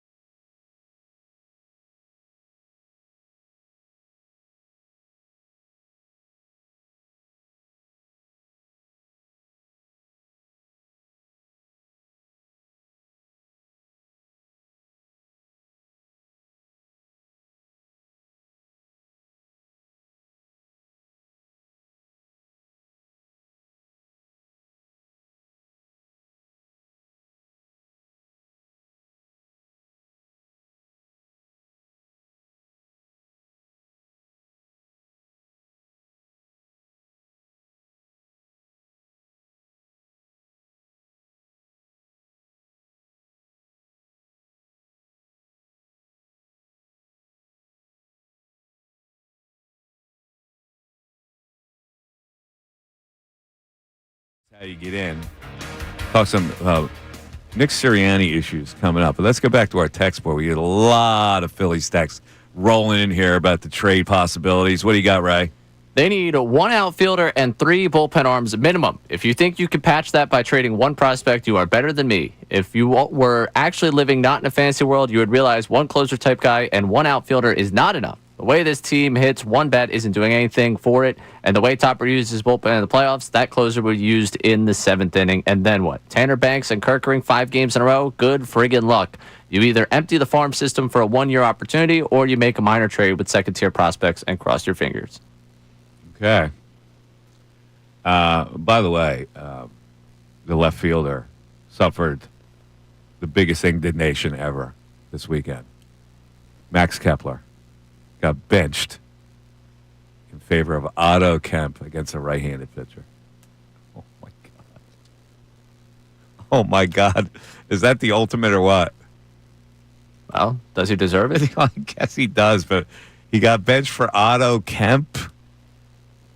Max Kepler, still at 210. That's actually better than I thought. I thought we were back to the 201 area. So, hey, good. If I'm Max Kepler, I go, oh, man, I stink that bad. They ever put Otto Kemp out there against a right-handed pitcher instead of me? I'm trying to find Otto Kemp did have a big homecoming this weekend. The Point Loma, Nazarene.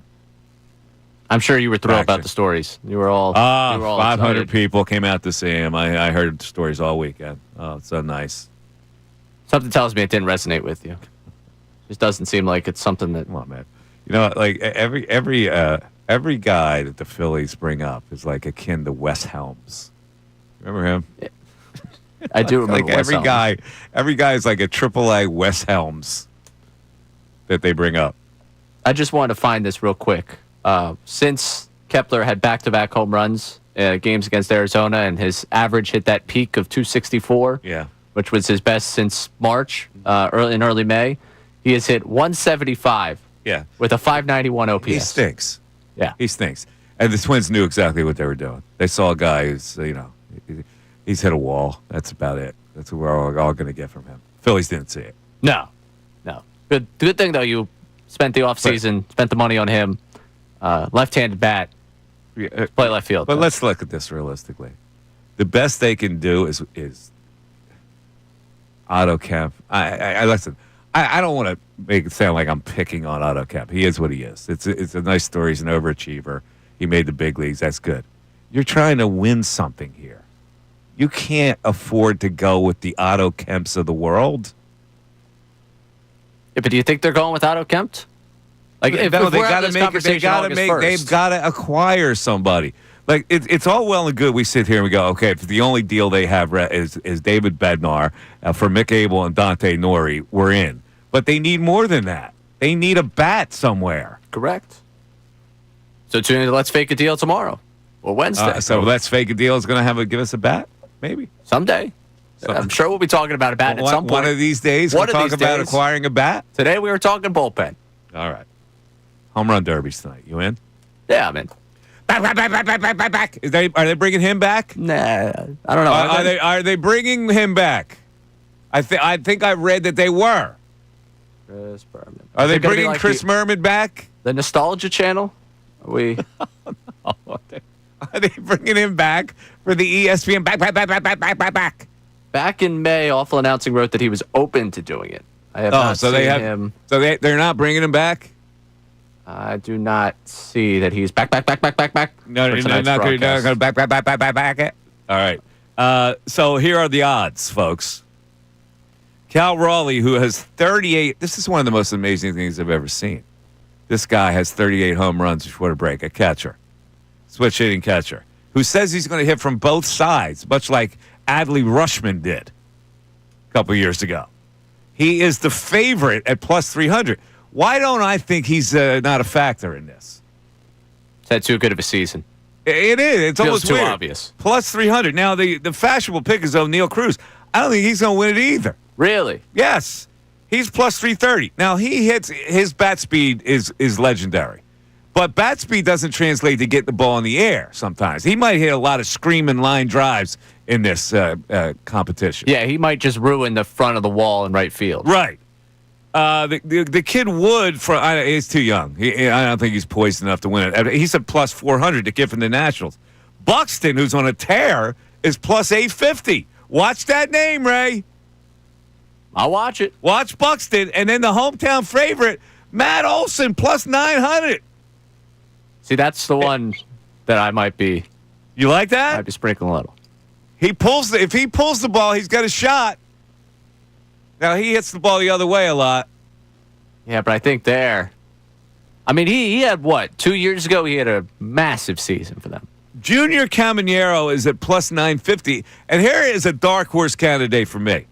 Brett Rooker, who's a monster home run hitter in a competition like this, I think this dude can launch. He's plus 1,000. Would you put 100 on him, Ray? I don't put 100 on anyone. Would you put 20 on him? Probably not.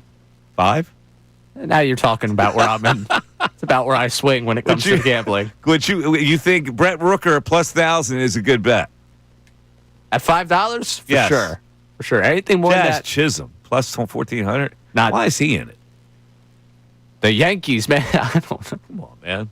He didn't want to opt out, Mike. You got to ask. Yeah. Congratulations to all you guys who are not opting out, especially Matt Olson. Hometown guy, Wheeler, hometown guy, you would think. Should Acuna have toughed it out?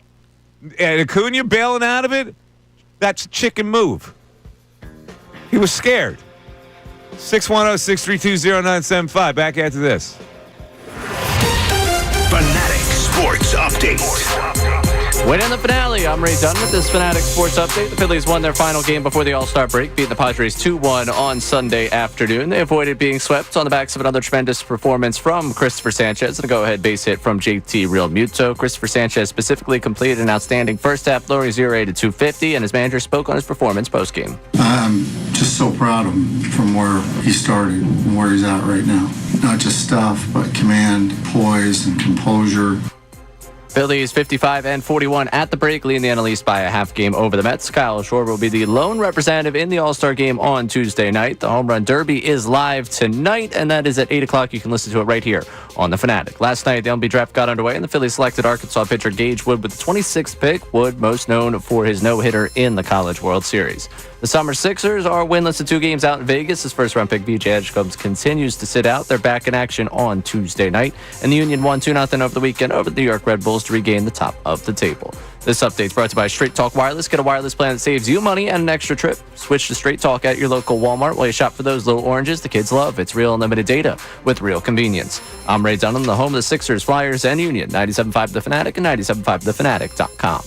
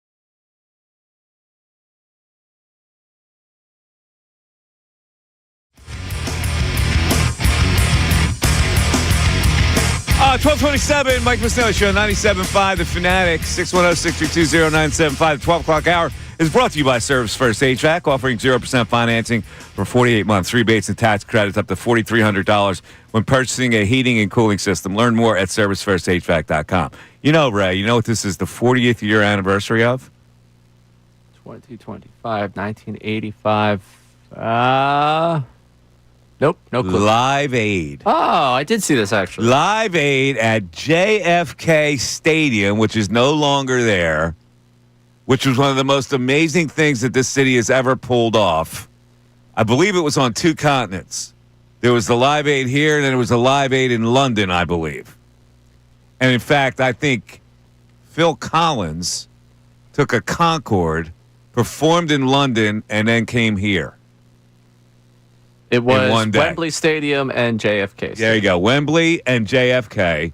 I have the order of things at JFK. And by the way, there was a local controversy. One of the bands that Philadelphia spawned back in the day was the Hooters. They're still performing now. Mm-hmm. Bob Geldof, who was the guy from the Boomtown Rats who organized this whole relief thing, said, who in the F are the Hooters? And didn't want them on the stage. And it was explained to him that the Hooters were big in Philly, and it would be a great way to start one of the early bands that would come on. And the guy who ran Electric Factory, Larry Magid, is the one who convinced Geldof, and they let him go on, and they were good. Here was the order of things of JFK. Starting at 8:51 a.m., Bernard Watson. I have no idea who that is. At 9:01 now, 10 minutes later, Joan Baez. 10 minutes after that, the Hooters. This is in 10-minute increments. They would come into a couple songs and boom, they're out. Give us your greatest hit and get the hell out of the way. All right, so the Hooters were there for 22 minutes. At 9:32, the Four Tops. Little Soul. 9:45, Billy Ocean. Caribbean Queen. Da-da-da.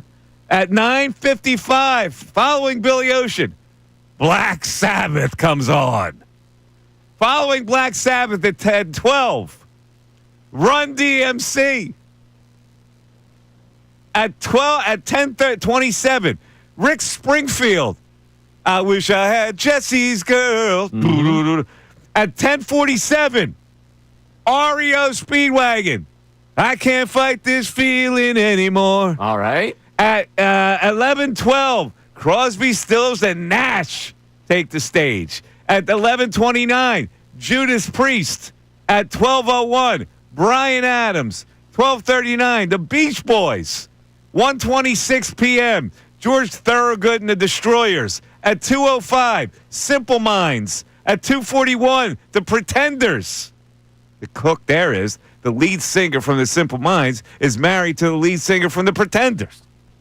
Didn't know that. At 3:21, Santana. 3:57 p.m., Ashford and Simpson. 4:19, Kool and the Gang. 4:27, Madonna. Wow. 5:01, Tom Petty and the Heartbreakers. All right. 5:30, Kenny Loggins. 5:39, The Cars. 6:06, Neil Young. 6:42, The Power Station. 7:21, the Thompson Twins. 7:38, Eric Clapton comes on stage. 8 o'clock, Phil Collins. 8:10, a resurgence and whatever you call it. Led Zeppelin comes on. Apparently they were terrible. 8:39, Crosby, Stills, and Nash, and Young joins them for Crosby, Stills, Nash, and Young. 8:46, Duran Duran. 9:20, Patti LaBelle. 9:50, Hall & Oates. 10:15, Mick Jagger. 10:30, Mick Jagger and Tina Turner. Wow. 10:39, Bob Dylan, Ron Wood, and Keith Richards. And 10:55, the We Are the World finale featuring various artists. Now, I need to tell you that I covered Live Aid. My assignment, working for the Inquirer, they employed almost every Inquirer writer to do some mundane task to cover Live Aid. It was the biggest event in the world, frankly, coming out of Philadelphia. My assignment was to ride the subway and talk to people who went to Live Aid. How did that go? Well, a lot of people were stoned. That's what I was going to say. It was fantastic. I mean, people were like, "Oh, it was the greatest, man! Unbelievable! REO Speedwagon blew it down." Secondhand, just by being on that train. I had, yes, I had to interview people and report back like I was the old school reporter on a phone, giving quotes. And they had a compiler back at the Inquirer writing the main story and putting in the juicy quotes and whatever. Do you remember one specific that stood out amongst the rest? I actually don't. I don't remember. I just remember people were just, but most of them were stoned and they were saying nonsense. Yeah. That just seems like what that collection would be. You went through that. I mean, but think about that. That's an amazing thing to pull off, dude. Oh, it's incredible. To think coming on every 15 minutes, all these artists that are back there. To think that it was in Philadelphia. I mean, Philadelphia and London being the two cities that get it. Yeah, I don't know how Philadelphia got it, to be honest with you. But JFK was this big outdoor. JFK held 100,000 people. I didn't realize that JFK was around until 92. Yeah, and then they blew it up. But it held about 100,000 people. So you can imagine the people that congregated to see Live Aid. I mean, the pictures of it look and actually, I missed it. There's a documentary that's running. I think it's on CNN, and the first episode was last night about Live Aid. Really? Yeah, I'm curious to see how that came out. You were correct about Phil Collins, by the way. Phil Collins took the Concorde, right? Yep. Yeah, he flew from London to Philly. Yeah, and actually he played with Led Zeppelin. Oh. He was the drummer for Plant, and Jimmy Page got together. The bass player wasn't there, and John Bonham was the drummer who died. So Phil Collins, they talked about it. Phil would sit in, but it was all disjointed. Apparently, it was terrible. It didn't work out. That sucks. A rejoinder of Led Zeppelin without two members. Oh, so that's why Led Zeppelin wasn't good. Okay, that makes sense. Yeah, they hadn't rehearsed. They just they played a whole lot of love and I forget what else they played, and then Stairway to Heaven. But it didn't work very well, apparently. Though, if it is going to go poorly for you as an act, you would want it to be probably in the time frame they were on, because I feel like that crowd at that point was just feeling anything that was put in front of them. Yeah. Well, look at Eric Clapton, Phil Collins, Led Zeppelin with Collins playing drums, Crosby, Stills, Nash, and Young. That foursome right there at night. And then Mick Jagger came on later. Hall & Oates got a good spot. They did get a good spot. Patti LaBelle and Hall & Oates got primetime night visions there. That's the Owls right there. There you go. You need Hall & Oates. Wow. I need them to be good. They're very disappointed they're not on good terms. Yeah, I know. I was a big Hall & Oates fan, too. 610-632-0975. Back to our text, to our lines. And then, is Nick Sirianni the 8th best coach in the NFL? Well, that's how Pro Football Focus ranks him. We'll get into that after this. ESPN's Adam Schefter.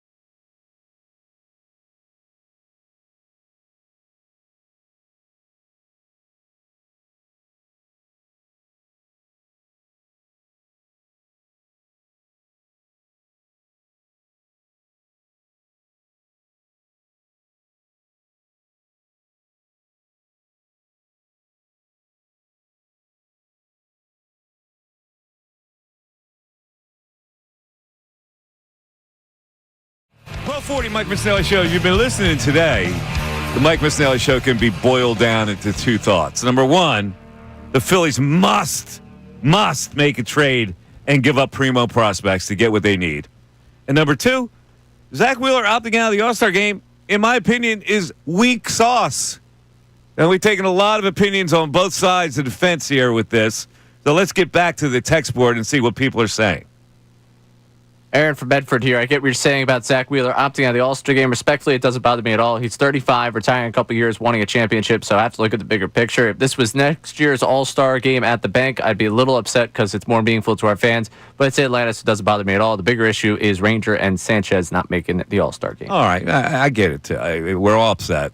The three guys got snubbed. We know why they were snubbed. One guy got a bonus anyway. I believe that if you are selected to the All-Star team, it's not about you, okay?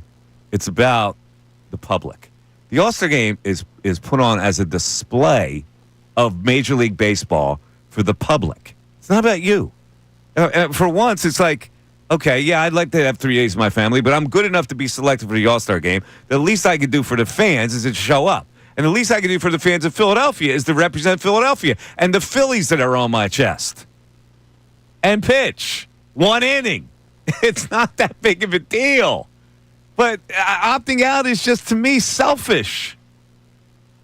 I'd rather have the time to myself. It's not about you all the time, Zach. What else do we have on the trade possibilities? The trade possibilities, a lot of people that want to do this, but there were a few people trying to get down the asking price here. Cabrera and Rincones for Bednar. Bednar's awesome. Do that deal no matter what. And then people send us his stats. That we read you the stats. We know what Bednar is. If you want to do the trade, do the trade. But yeah, so a lot of people, honestly, what we've gotten is if it was the last possible trade for people, they're cool with the price. There's not a lot of people that are totally against it. Listen, I don't want to trade Justin Crawford either, or Aiden Miller. Although, who knows? You have no choice at this point. You have a window of opportunity here. Let's talk about this logically. Are they good enough to win the World Series in their current form? No. If that's true, then you must add players. The only way to add players is that you may have to give up a couple of your primo prospects. You really have no choice. You might not like it, but you really don't have a choice. Otherwise, you're admitting you're not going to win anything. So here's a text that kind of speaks to what you're saying, Jasper from Sicklerville, or at least speaks into this conversation. My concern with the Phillies trading away top prospects is that it still won't solve their biggest problem, not hitting with runners in scoring position. We'll end up watching baseball for another 10 years where they're losing, and we still won't have a World Series trophy to show for it. You can't get swallowed by old premises. That old premise may not happen this year. Maybe they do hit. You don't know. You can't worry about that future part of it. All you can worry about is the here and now. And in the here and now, they're not good enough. One thing that people keep pointing to is the 10 years of losing again, saying that basically between 2007 and 2011, they didn't care enough about the farm system. That's why they fell apart. Who in that time did they trade away that led to them falling apart? Was it that they didn't have the prospects because they traded away them, or is they didn't have the prospects because they didn't develop them? Because I think it's a very different conversation. I don't think they were burned by the trades they made from 2007 to 2011 to maximize that window. I think they were burned by the fact they just didn't have enough talent within the system. Yeah, I totally agree. They did a poor job, right, of stocking. So to me, it's not who you traded that ended up coming back to bite you. It's the fact that you just didn't keep restocking. And it's not the fact they gave up prospects that ended up having great careers. We went through a ton of names earlier. The only guy that I could name that had himself a solid career for you was Carrasco. Yeah, most of them were pitchers that they traded away, too. The risk is that when you trade away everyday type players, non-pitchers, that maybe they turn into something, because the Phillies haven't really produced many of those. And here they are in a situation where they're producing two Major League starters that are projected to be Major League starters. So I get it in Aiden Miller and Justin Crawford. Mick Abel to me is like, I would not lament trading away Mick Abel to get what I need. Some people putting out the idea of why don't you just turn Abel into a bullpen piece this season? You protect having him for later on because in his he's got career. no command as a bullpen piece. He doesn't have command as a starter, much less a bullpen piece. You have to come out right out of the gate and throw strikes. He doesn't have command. He'll kill you. Oh, I'm not. No, I'm talking to the guy. Yeah, I'm going to say I'm not. Yeah, that's why. All right, let me go over this here for a second. Right now, here's how it stands. Dodgers, Cubs get the bye. Phillies 3rd seed, Brewers 4, Mets 5, Padres 6. Phillies would play the Padres in the first round. This is before the trade. If they do nothing, they stay there. Maybe they don't. But if they don't make the trade, I don't think that they lift themselves up to bye status. Probably not. All right. So before the trade, they would have to beat the Padres and then the Cubs. After the trade, they would probably have to beat the same team, but maybe with a bye.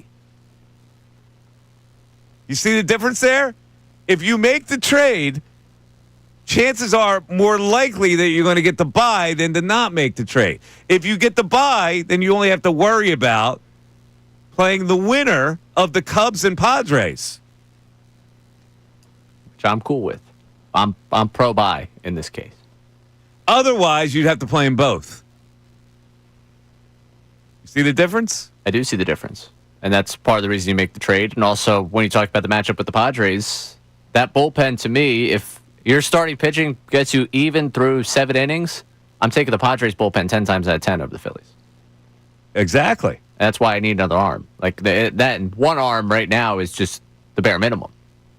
Listen, I hear you. Before the trade, after the trade, could make the Phillies look completely different.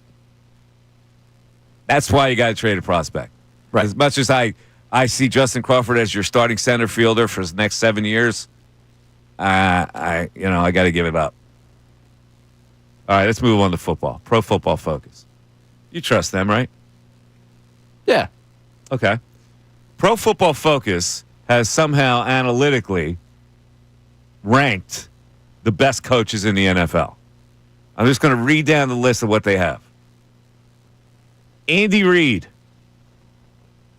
number 1. You okay with that? Yes. The Chiefs played in 12 one-score games last season, including the playoffs, and won all of them. They found a way to reach the Super Bowl for the 3rd straight year because Andy Reid has his entire team prepared for any situation. Number 2, Sean Payton. Do you agree with that? No. Good coach, but I don't know if I have 2 on my list. A little much. After a 1-5 start, Payton rallied the team behind a strong defense to win 7 of their final 11 games. When Wilson was moved out, they selected their new quarterback, Bo Nix, who turned out to be a worthy quarterback. Number 3, Sean McVay, Los Angeles Rams. Ray? I'm good with them being the top 3 coaches in the NFL. Number 4, John Harbaugh, Baltimore Ravens. Kept them in contention plenty. Number 5, Mike Tomlin. Needs to have his Andy Reid Pittsburgh moment. Steelers. He needs to go somewhere else. That's high for Mike Tomlin right now, isn't it? I think he needs to go elsewhere. I think he's keeping a franchise that's kind of going by the wayside, like relevant. All right. The quarterback situation has been terrible for Number years. 6, Jim Harbaugh. Everybody just loves Jim Harbaugh. Ahead of Sirianni? Where's Colarulo when you need him? 2:00, Unfiltered. Number 7, Kyle Shanahan, 49ers. And then number 8, Nick Sirianni. How do we feel about Nick Sirianni being the 8th ranked coach? Is that too low? Do people still hold back from Nick Sirianni praise? 610-632-0975. Mike Missanelli Show continues. Fanatic Sports Update. After the break, I'm Ray Dunn with this Fanatic Sports Update. The Phillies won their final game before the All-Star break, beat the Padres 2-1 on Sunday afternoon. They avoided being swept on the backs of another tremendous outing from Christopher Sanchez and a go-ahead base hit from JT Realmuto. Sanchez specifically completed an outstanding first half, lowering his ERA to 2.50, and his manager spoke on his performance post-game. I'm just so proud of him from where he started and where he's at right now. Not just stuff, but command, poise, and composure.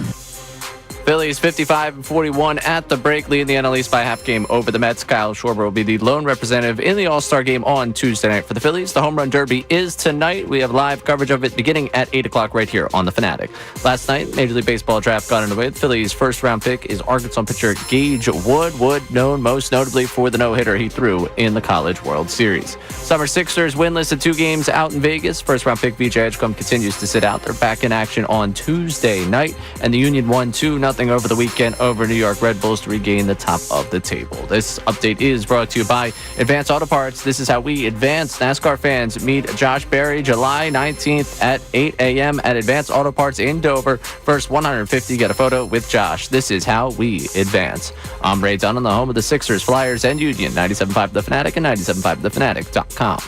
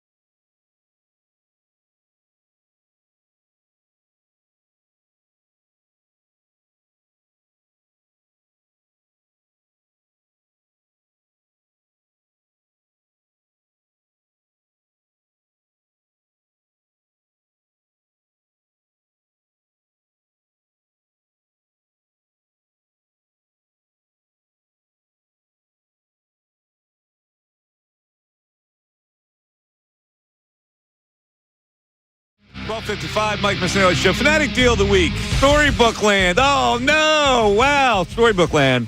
I remember taking my daughter to Storybook Land. Legendary.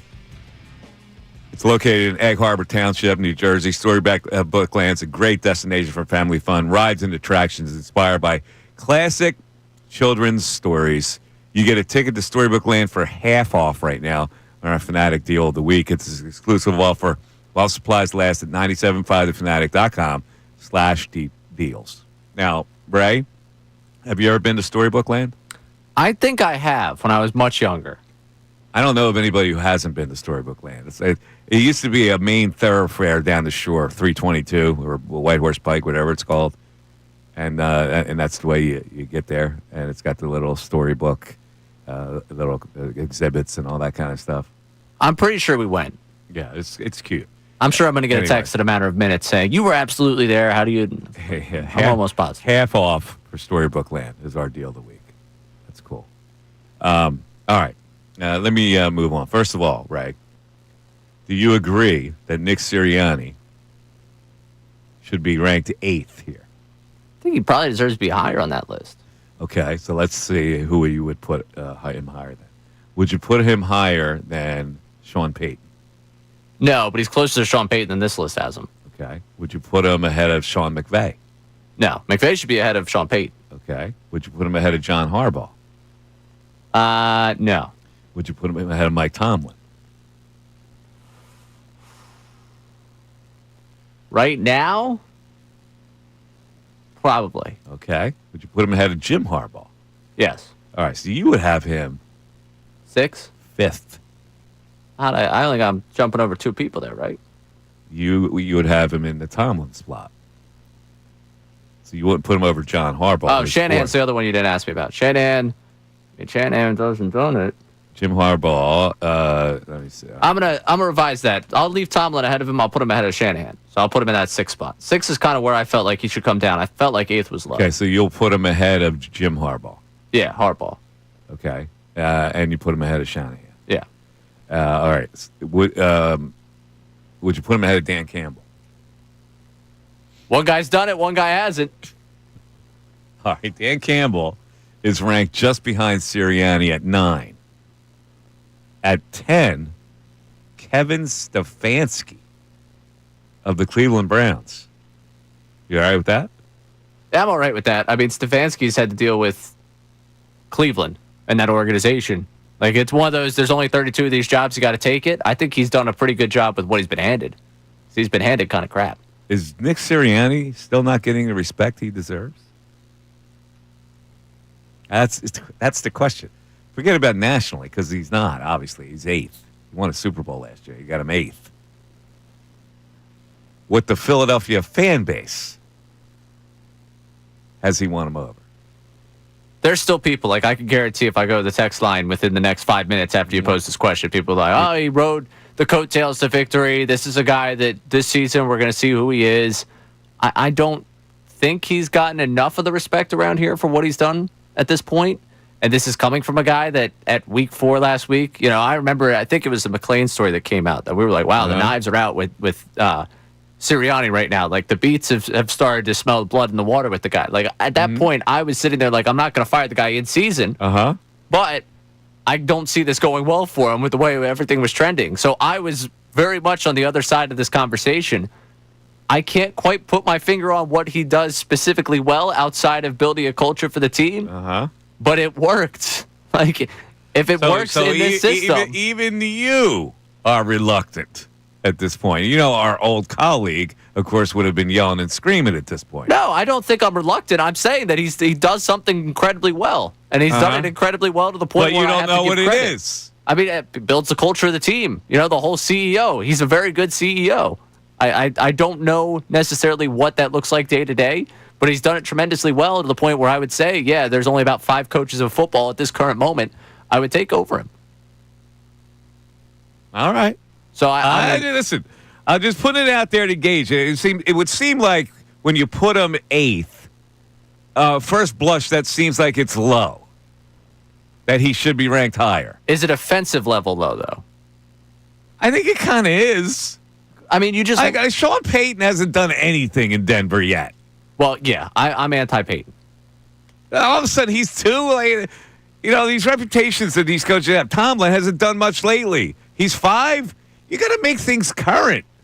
Yeah, but Tomlin, like the argument you would get for Sirianni is that every season he's been here, they've had a winning record. Tomlin has had that for a long stretch. I get it. You're listening to Mike Missanelli Show. It's 1 o'clock.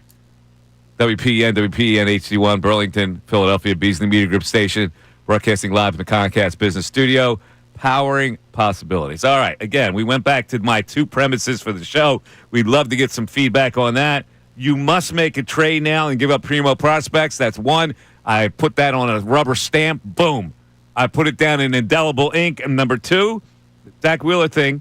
Why wasn't there much said about Zack Wheeler opting out of the All-Star game? And I believe he has now kicked off a run of people that are saying, well, if Zack Wheeler can do it, I don't have to do it either. And thereby find a loophole in their contract where they have an incentive to get money for being named to the All-Star team, but then again, they won't have to participate. Bad trend, I think, Ray.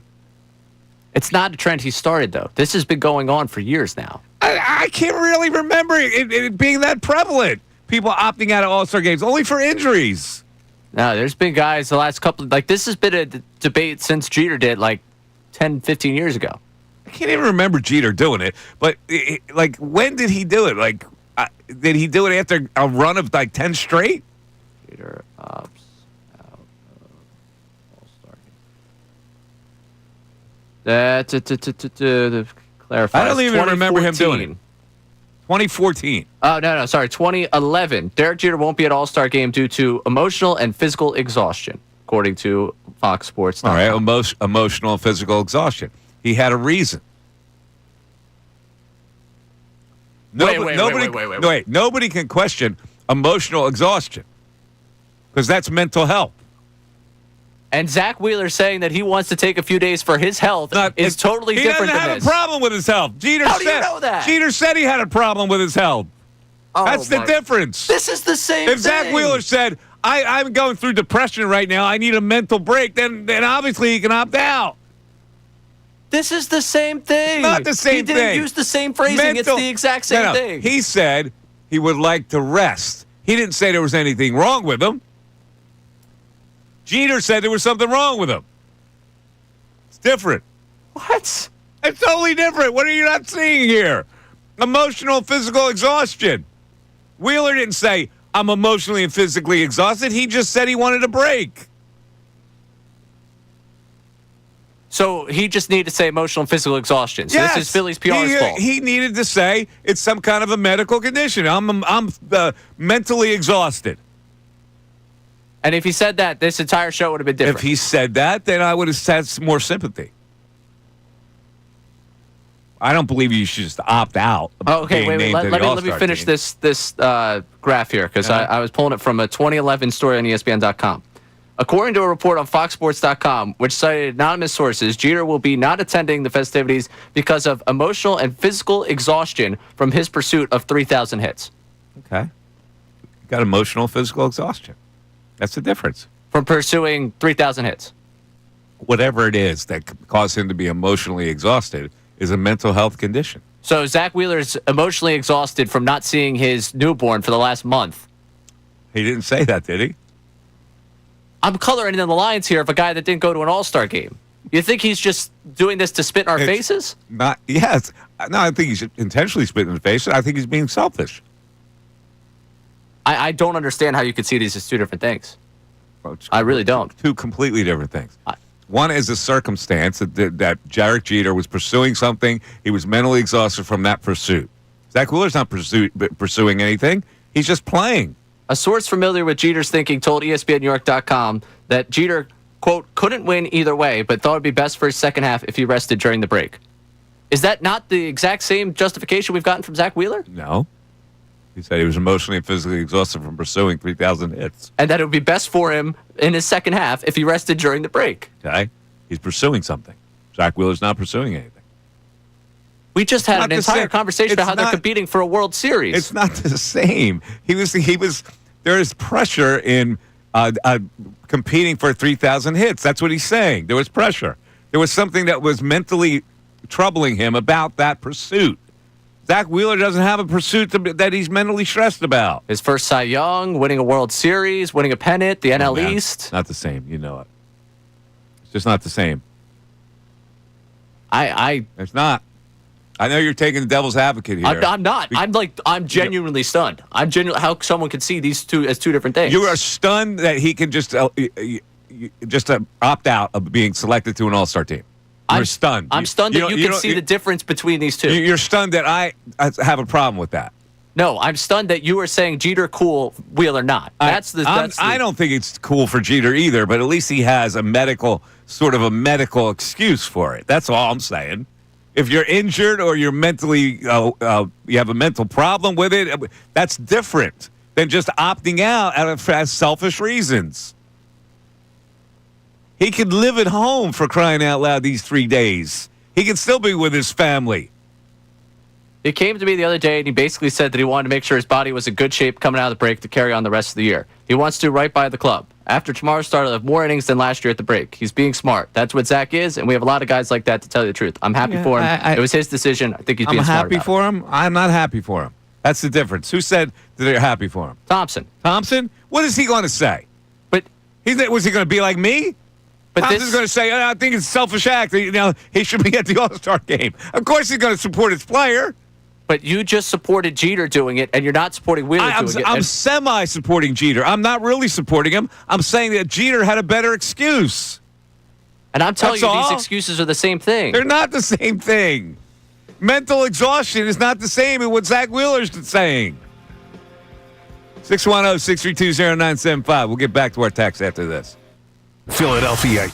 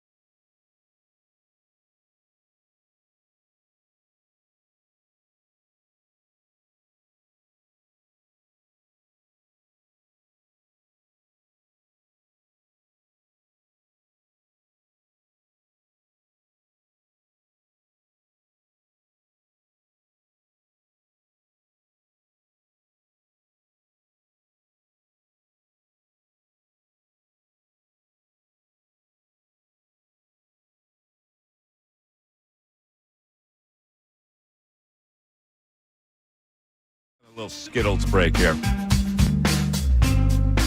Not a lot at the vending machine? No, pickings were slim. But I like it Skittles every now and then. For I'm a fan. Very refreshing. I was just more surprised. It doesn't seem like your go-to with that vending machine. No, but I was in the mood for something refreshing. But the problem is, you have a bunch of Skittles in your mouth. It's tough to rebound from Skittles when you come back on the air. That is true. You know what I'm saying? Yeah. There's a lot of chewing involved. There's a lot of chewing involved. And then there's a lot of mouth watering. Yeah, saliva. Well, yeah, saliva. Saliva's involved. All right, let's go to the text board. We have a lot of Sirianni texts as well. What do you got on Nick Sirianni? Yeah, D from Downingtown want to hear. So much good. I like the coach Sirianni has turned into, but a coach is only as good as their general manager and roster. I think he has learned to be a solid head coach in the NFL. I would put Nick at 6 on the list currently. See, Howie gets the credit. Howie gets the credit. In our YouTube chat, there was another person. They started rolling here, so I didn't get who said it. But he's been successful here. Not many coaches could do what Sirianni does given the situation, but he would not succeed elsewhere. Ooh. Why wouldn't he succeed elsewhere? I think saying that he's been put in a position where Howie can Howie's giving him all these gifts, and all he has to do is unwrap the gifts? Is that what he's saying? Appears to be what JM is saying. Nick Sirianni, Scott in Quakertown. I think this is the common refrain here. Nick would be higher on the list if he didn't have such a great roster. So it's the roster and not the coach. It seems to be what people are saying. It's the roster and not the culture that he's created. It's the roster and not the way he handles his staff. Interesting. People just can't get to the other side. I don't think 100%, Ray. Yeah, and I don't understand that because I think we've seen a lot of talented rosters in the NFL not work. Like, this is a super team of super teams, but like I thought there was a lot of talented guys in 2023, and when you didn't have things right, things fell apart. Now, this was obviously a more talented team in 2024, and things went well, but I think they went well because, hey, you were 2-2, and the coach looked inward, and they figured out what they were going to do. Tell you what, Colarulo, it's might be an all-time Colarulo show today. People not respecting his boy. I let him know. I said, we're going to give you a gift talk about your guy today because you're going to be just fired up about Sirianni. Is he fired up? Oh, come on. He was listening to do those rankings back there, and he was just twitching. He's got a show-off golf shirt on today. Does he? Yeah. He likes to show off the Marion golf shirt. I thought you meant maybe the little gun show-off type thing. No. The logo. He likes to show off the logos. And now on television, too, he's probably going to lean into it a little bit. Sure. Yeah. That's totally Bill. Coming up at 2. Yeah. Let's go back to the phones. Our traveling truck driver, Reggie, is currently in Emporia, Kansas. Reggie, what's happening in Emporia, Kansas? Wow. I'm laughing at Ish wanting to trade for Chuck Norris. I guess he'll use his roundhouse kick to kick the ball back into the infield from a... This is where Ish is confused. He perplexes everybody because you don't know if he's putting you on or he's trying to be clever or he's that clever. You have no idea whether he's mistaken or not. He's not that clever. I'll answer. He changed his voice when he wants to go at Ray for whatever reason. Little Ray, the little Ray. He goes, what's that dude named the pitcher? Fred Williamson? He didn't remember Zack Wheeler. Yeah. Thanks, Ian. I would make that trade that you were speaking on before the names were changed. Let's fake a deal. The Let's Fake a Deal trade has David Bednar coming to the Phillies for Mick Abel and Dante Nori. Yes. Chuck Norris. Chuck Norris, outfielder that would roundhouse kick the ball back into the relay man to throw out a runner. Gotta be honest with you, this trade is a no-brainer to me. It's a no-brainer trading Mick Abel and your 8th prospect, the 5'9" kid, for David Bednar. Really? I don't have any use for 5'9" kids. I'm sorry. What about Altuve, Mike? I said maybe a second baseman. Maybe a second baseman could be a 5'9" or less. What was that you just said? I like that one. Maybe. Maybe Altuve, Mike. What about Altuve? 'Cause I can tell what people are thinking and what they're going to tweet. But Emporia has, is it K-State? Kansas State. Kansas State is Emporia. in Manhattan, Kansas. Oh, no. That's the University of Kansas, Manhattan. No. Kansas State is Manhattan, Kansas. The university is Lawrence. Oh, all right. Well, I think it has. Yeah, Kansas. KU is in Lawrence, Kansas. Satellite. Yeah, they have a satellite. Yeah, they might have a satellite campus. Yeah, maybe. Yeah. Mhm.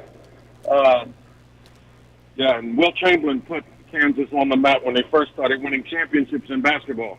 Except they didn't win a championship with him. They lost with him. Oh, but he did. He did teach them basketball. Yeah, well, yeah, he did 1 year. He went 1 year and then went to the Globetrotters after that. Right, went to the Globetrotters. Yep. Yep. Ooh, all right. All right, Reggie, you take care of yourself. All right, buddy. Yep. There you go. Reggie just wanted to check in. He really had nothing to say today. He wanted to try and give us some Kansas conversation. Yeah. You caught that 50 Kansas. states in 50 days they're doing on SportsCenter? Yeah, I caught a little of it. Yeah, it's a nice idea. Is it? Nice. Is Yeah. it funny? Is it fun? Fun. Yeah. Funny. They picked the players from the states, all that stuff. Yeah, they were doing. Saw Michigan Oklahoma the other day. Oh, Michigan. Oklahoma. Yeah, I was watching the Thunder and then a little bit on the Red River. Now, who was River Oklahoma? Who was on the list of all-time players of Oklahoma? I didn't get the all-time. I was just they were going through the history of the Thunder. Let's do it. Oklahoma. Barry Switzer. Okay. JT Real Muto. Sam Bradford. That's right. Sam Bradford. Sam Bradford is from Oklahoma. Let's go with Spencer Tillman, the running back. Okay. Right? Spencer Tillman. So these are all born we're doing. They had to be born there? Okay. See, for our purposes, we're not doing the born thing. Okay. Any identity with Oklahoma will have to go. SGA. SGA? Yeah. For what? Because he plays for the Thunder? First pro championship for that state, right? Yeah, all right. I guess I go there. Won MVP He's out from there. Canada, though. I mean, you can't get any further from Oklahoma than where he's from. Where in Canada is he from? I would imagine he's from Canada. He's from Toronto area, isn't he? I know he's from Canada. I don't know what. I think he's from the Toronto. All right, yeah, Toronto and Oklahoma. That's far, man. Yeah, that's far. But if we're talking about guys that represent Oklahoma, he doesn't have an Oklahoma identity. He's out. He got the first pro title for them. Yeah, he's got a Canadian. He's not even American. Can't have him. Do we think that? Give me another Oklahoma guy. Keith Jackson, the former Eagle tight end. I didn't think of the Eagles. That's a good bust out. Yeah, it is. What was not Peterson? Who was running back? That was Adrian Peterson, Oklahoma. Barry Sims. Did Barry Sims go to Oklahoma? Barry Sims, the great Detroit Lion running back. Is he an Oklahoma guy? You thinking Barry Sanders? No. The guy that played for the Lions. Sims.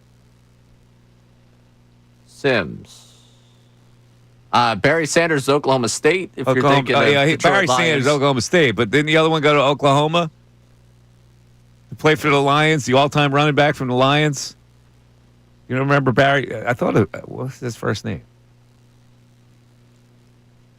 Billy Sims. Billy Sims. Yeah, Billy Sims. Not Barry. Barry Sanders, Billy Sims. You're at Oklahoma, right? Oklahoma, yes. There you go. All right, let's take a break. That was just a fool. Adrian Peterson, also Oklahoma. Oh, AP, that's right. 610-632-0975. Just a little break in the action. We went to Oklahoma for a second. Mike Missanelli Show continues. Fanatic Sports Update. Phillies at the break. I'm Ray done with this Fanatic Sports Update. The Phillies won their final game before the All-Star break, beating the Padres 2-1 on Sunday afternoon. They avoided being swept on the backs of another tremendous outing from Christopher Sanchez and a go-ahead base hit from JT Realmuto. Sanchez specifically completed an outstanding first half, lowering his ERA to 2.50, and his manager spoke on his performance post-game. I'm just so proud of him from where he started and where he's at right now. Not just stuff, but command, poise, and composure. Phillies are 55-41 at the break, leading the NL East by a half game over the Mets. Kyle Schwarber will be the lone representative at the All-Star game on Tuesday night for the Phillies. The Home Run Derby is tonight. It's live at 8 o'clock right here on the Fanatic. Last night, the MLB draft got underway. Phillies selected Arkansas pitcher Gage Wood with the 26th pick. Wood, most known for the no-hitter that he threw in the College World Series.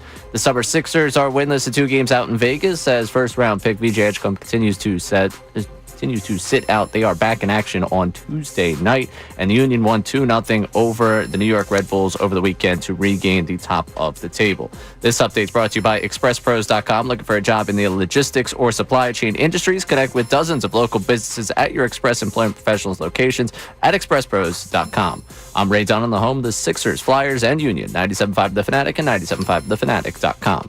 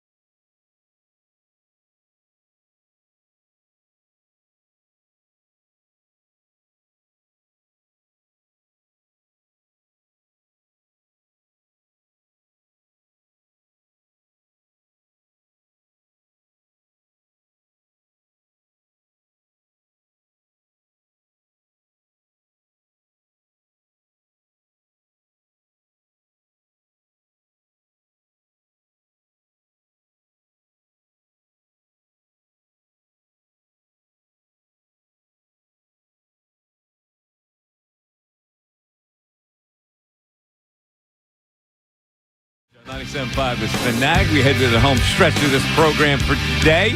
Got the home run hitting contest tonight. Back. And the All-Star break. This is a dead week for Sports Talk Radio. Everybody will tell you that's ever done Sports Talk Radio that there's nothing going on. No baseball to talk about, no nothing. Yeah, this is vacation week for a lot of people. It is. We were foolish enough not to take our vacation. Dumb me. I was going to take it last week. This week. I always misgauged this whole All-Star week. But there are some, you can talk some Sixers. Because you got the Summer League where BJ Edgecombe's really burning it up, isn't he? He's been sensational. I saw him score 28 a game, Mike. That's all I needed. Come on, man. Come on. Let's go. Tape it up. Tape it up. Let's play. Do you really want him out there? Yes, I do. Yeah. Yes, I do want him out there. I want to see the kid.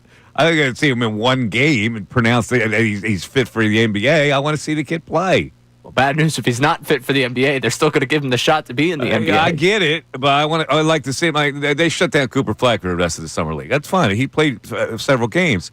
Well, at least two, and he showed out in the last one with 31. Wait. How many did he play? He played two at least. Played the one that was sold out at the Thomas and Mack Center. Yeah, the one he wasn't good in. And then he had 31. Okay, so he played 2 games. So what you need is one more game from VJ Edgecombe. No, I need more than one game for VJ Edgecombe. Cooper Flag, I know, is the known quantity. So they don't have to play him. They don't want to risk him getting hurt. VJ Edgecombe, I don't know from him yet. This was a 2-player draft. Or actually a 1-player draft. The other guys have to prove to me that they can play. I'm not going to say VJ Edgecombe is ready to play in the NBA after seeing him in one game in the summer league. Yeah, but if it was November, I'd tell him to tape it up. This game literally means nothing. I don't know, man. I mean, I'm as disappointed as anyone I'm not getting to watch VJ Edgecombe. I enjoyed the 28-point outburst. I was all for it. He was hitting pull-up jumpers. I enjoyed every bit of the one game he played. Yeah. Listen, I'd like to see him play, but I got some Sixer news anyway. An off-season, an off-season story on the Sixers. I just want to read. This is in The Athletic, this story. So, let me just read this paragraph, and then we'll continue. Heading into next season, Morey will be the first to tell you the Eastern Conference is wide open in a way that even Philadelphia couldn't have predicted. If there is ever a year that a bounce back could be in the proverbial cards, it's this one. Morey's quoted. I do think it's open in the East. I do think that's a fair characterization. We're back to this. It's wide open in the East. And even though Vegas has them as what, the 7th team? I think that's what we had last week, 7, yeah. All right, so let me continue to read on because I love this optimism that foolishly permeates the airwaves. A Tyrese Maxey-led backcourt could be one of the deepest and most dynamic position groups in the league. We are assuming that the Sixers find a way to come to terms with restricted free agent Quentin Grimes. If Morey is right, Philadelphia will have a backcourt that can rapidly create offense even without Embiid. The 76ers are essentially done with roster construction for the summer outside of Grimes. What Morey wanted to do was make the lineup younger and more athletic. He did that outside of re-signing veteran point guard Kyle Lowry, re-signing Eric Gordon, and absorbing an accepted player option from Andre Drummond. Outside of that, we're good, Ray. Yeah. Dynamic backcourt that can win without Embiid. And a lineup that's younger and more athletic, save for the Kyle Lowry, Eric Gordon, and Andre Drummond thing. Now, wait a second. Did it say win without Embiid or score without Embiid? It said it will have a backcourt that can rapidly create offense even without Embiid. I don't know if we're all convinced they can win without Embiid. Can they rapidly create offense without Embiid? If they're talking about moving up and down the floor quickly, yes. I can say that. You like that? In transition, I believe that backcourt can move. Because you see VJ Edgecombe play one game, and right away you got him in that system. Up and down, he's going to score. He's going to be good. Maxey could run the floor. With I don't know what with VJ, Maxey and VJ. Who plays point? Well, if you're running the floor, it's more just, hey, give the ball to the guy ahead of you. Okay, all right. I'm just saying. The half-court offense is where I'd be concerned about a VJ Maxey backcourt. The full, if you're talking about running in transition, that's what that backcourt will do best. Okay. But, I mean, listen, rapidly create offense. Again, if rapidly in that story is meant to talk about them running the floor, sure. If they're talking about half-court, I have a lot of questions about the bounce back year, Ray. Don't forget. This is a bounce back year. If bounce back means just getting past the play-in, I'm right there with you with the concerns about this team. I'm not telling you that you shouldn't have the concerns. All right. I do think it's funny outside of Kyle Lowry. Outside of Kyle Lowry, Eric Gordon, and Andre Drummond, they've really gotten younger and athletic. Those player options, man, to put What do you together think that they've team gotten last younger year. and athletic? They added one guy. I got to get you that story they wrote Justin Edwards. That'll really make you happy. Oh, I forgot about your boy Justin Edwards. They got younger and more athletic. Justin Edwards was signed. Yeah, and I forgot about that one. Watford. Listen, man, there's a lot. That's right, Watford. Forgot about Watford. Earlier in the show, we do a thing. We're going to do a thing every day called Let's Fake a Deal. Today, the deal we faked was the Phillies would acquire right-handed pitcher David Bednar from the Pirates for right-handed pitcher Mick Abel and outfielder prospect who's in single A, Dante Nori, the Phillies' number 8 prospect. Would you do this deal? Why or why not? Let's go to Steve in Gulfport, Florida. Steve, you're on 97.5 The Fanatic. What's up, Steve? Hey, how are you guys? Good, Steve. How you doing today? Good. So I would definitely do the deal. I moved down here last year. I'm only about 30 minutes from Clearwater, from the stadium. Mm-hmm. So I go a couple times a week, and I see Dante Nori play, twice a week. He's an all right player, but I'm about as big as he is. I don't know why they would draft someone that small to begin with. But I would trade him in a heartbeat. Well, there you go. So when you see Dante Nori, what do you see? He's all right. He can swing the bat a little bit. He's undersized, so he doesn't have too much power, but he can hit for average. Mm-hmm. But I saw a lot of Crawford last year, but completely different player. Uh-huh. Crawford's much better hitter, much better fielder. I've seen him throw guys out.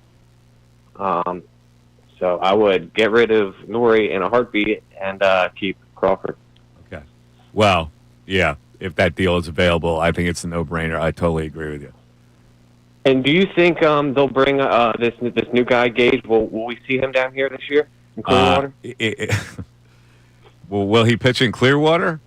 I thought are you asking will he pitch at the big league club, or are you asking will he pitch in Clearwater? No, Clearwater. Oh, I would think he would. I don't know. He's a college player, 3-year college player, I guess. So I don't know if they would put him where they would put him in single A. Is Clearwater considered high A? Yeah. Yeah, I think that if they put him in A, that's where it would be. It would be in higher A because of his college experience. All right, cool. And when he pitches, you can give us a scouting report. Oh yeah, I'm there twice a week. All right, so sounds sure, good. Definitely. All right, Steve. Thank you very much. Thanks, Scouting report. You see, that's we're more likely single A rather than big league club. Yeah. Well, if he goes high A, that'd be Jersey Shore, so you might miss out. Again, I'll be honest with you. If he actually got up this year with the big league club, might be the most flabbergasting thing I've ever seen in sports. That they would trust a kid from a college landscape to be in the cauldron of a pennant race. So I would be stunned beyond belief. Trying to find it right now. There's a text that gave you the 3 examples of when it happened. Really? Where guys got up. Okay. Now, mind you, this guy was taken 26th. All right? So he pitched a no-hitter in the College World Series. It got everybody's attention. He was passed over by 25 other teams. All right, so here it is. Corey from North Wales here. 3 notable pitchers have made it to Major League Baseball same year they were drafted. Chris Sale in 2010, Brandon Finnegan in 2015, and Garrett Crochet in 2020. Barber said Wood had the ability to potentially move up quickly in the system, but said they don't plan to move him to the bullpen long-term anytime soon. So that second part of the sentence would... Chris Sale was drafted out of where? Is he a college player, Chris Sale? He appeared the same year he was Florida drafted? Gulf Coast. He went to Florida Gulf Coast. Okay. Correct. So he was junior eligible probably, Mm-hmm. and they brought him now Crisale is, maybe a little different than this kid. And who is the other two? Brandon Finnegan. Brandon Finnegan. That's not the kid from the Nationals, is it? No, you're thinking of Kyle Finnegan. Oh, it's Kyle Finnegan. I don't know who Brandon Finnegan Well, is. for Brandon Finnegan, it did not didn't work out? tremendously well for him because Yeah. he came up in 2014 after being drafted in 2014, and he was out of baseball by 2018. Okay. So, but and, hey, and who was the other one? Garrett Crochet. Garrett Crochet. That's also worked out. And what college was that? Crochet was Tennessee.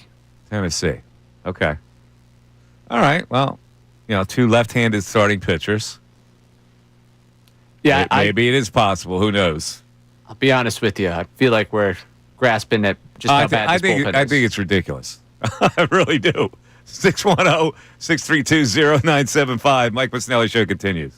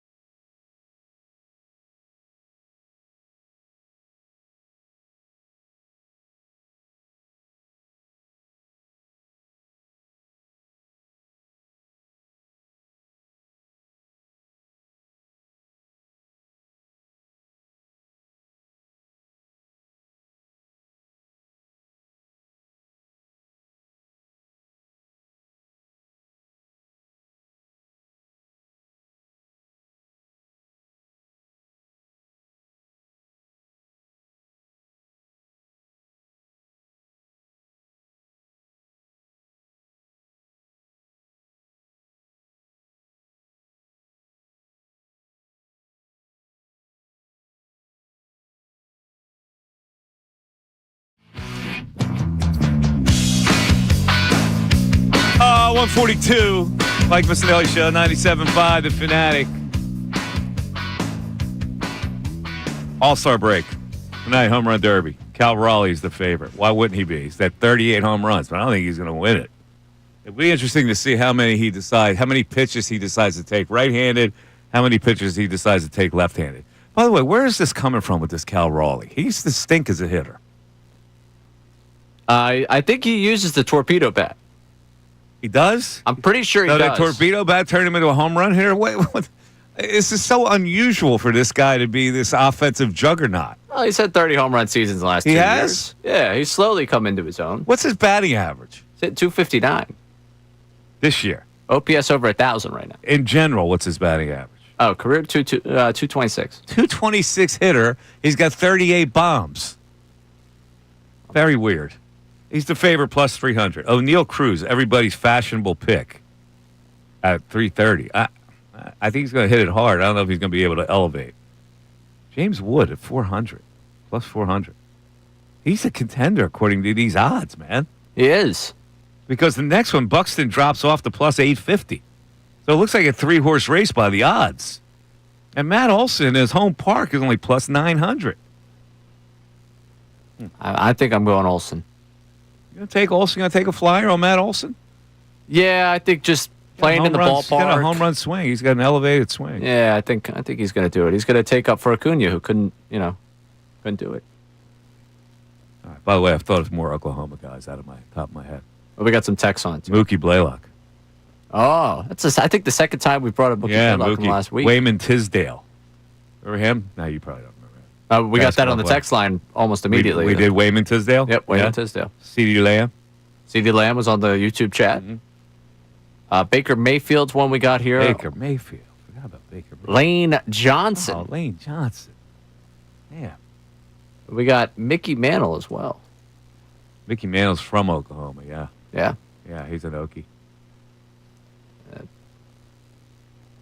So, yeah, some of the names we got. What else do we have on the text board today?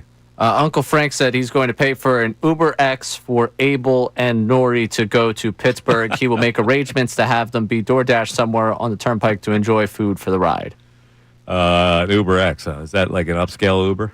That's just a regular Uber. He makes it sound like he's getting really? Yeah, I think the Uber X is... I think he's thinking maybe Uber XL. Maybe he's thinking XL with extra What's legs. the Uber XL? That's the bigger vehicle. Oh, it's a bigger vehicle? Yeah, I think Uber X is just Uber. Why would you want a bigger vehicle? Well, if you got more people. A lot of people. Or if you want the leg space. Is the leg space that important to get from one spot to the next? Well, I mean, if you're going all the way to Pittsburgh. That's you taking an Uber to Pittsburgh? He said he's paying for the Uber for him. Oh, okay. Uber X. There's Uber Comfort, X Priority. There is. I'm not that familiar with the Uber. XXL? I've only taken Uber a few times in my life. Really? Yeah. You take it a lot? I try and walk everywhere in the city I go. Yeah. If that doesn't become an option, then yeah. You taking an Uber to the ballpark? I'm actually a Lyft man. No, absolutely not. No. What do you do? Subway? Subway every time. Or if I'll drive and park in South Philly and then walk. How much would be an Uber from your house to the ballpark? Depends, kind of I always end up in the surge charge if it's post game. So that's why I'll probably go get a drink at Xfinity afterwards just to wait. Anywhere from 20 to 30. Okay. So that's why I try and public transit as much as I possibly can because I don't like it. We got Premier. We could also get you an Uber Premier. Well, what's Uber Premier?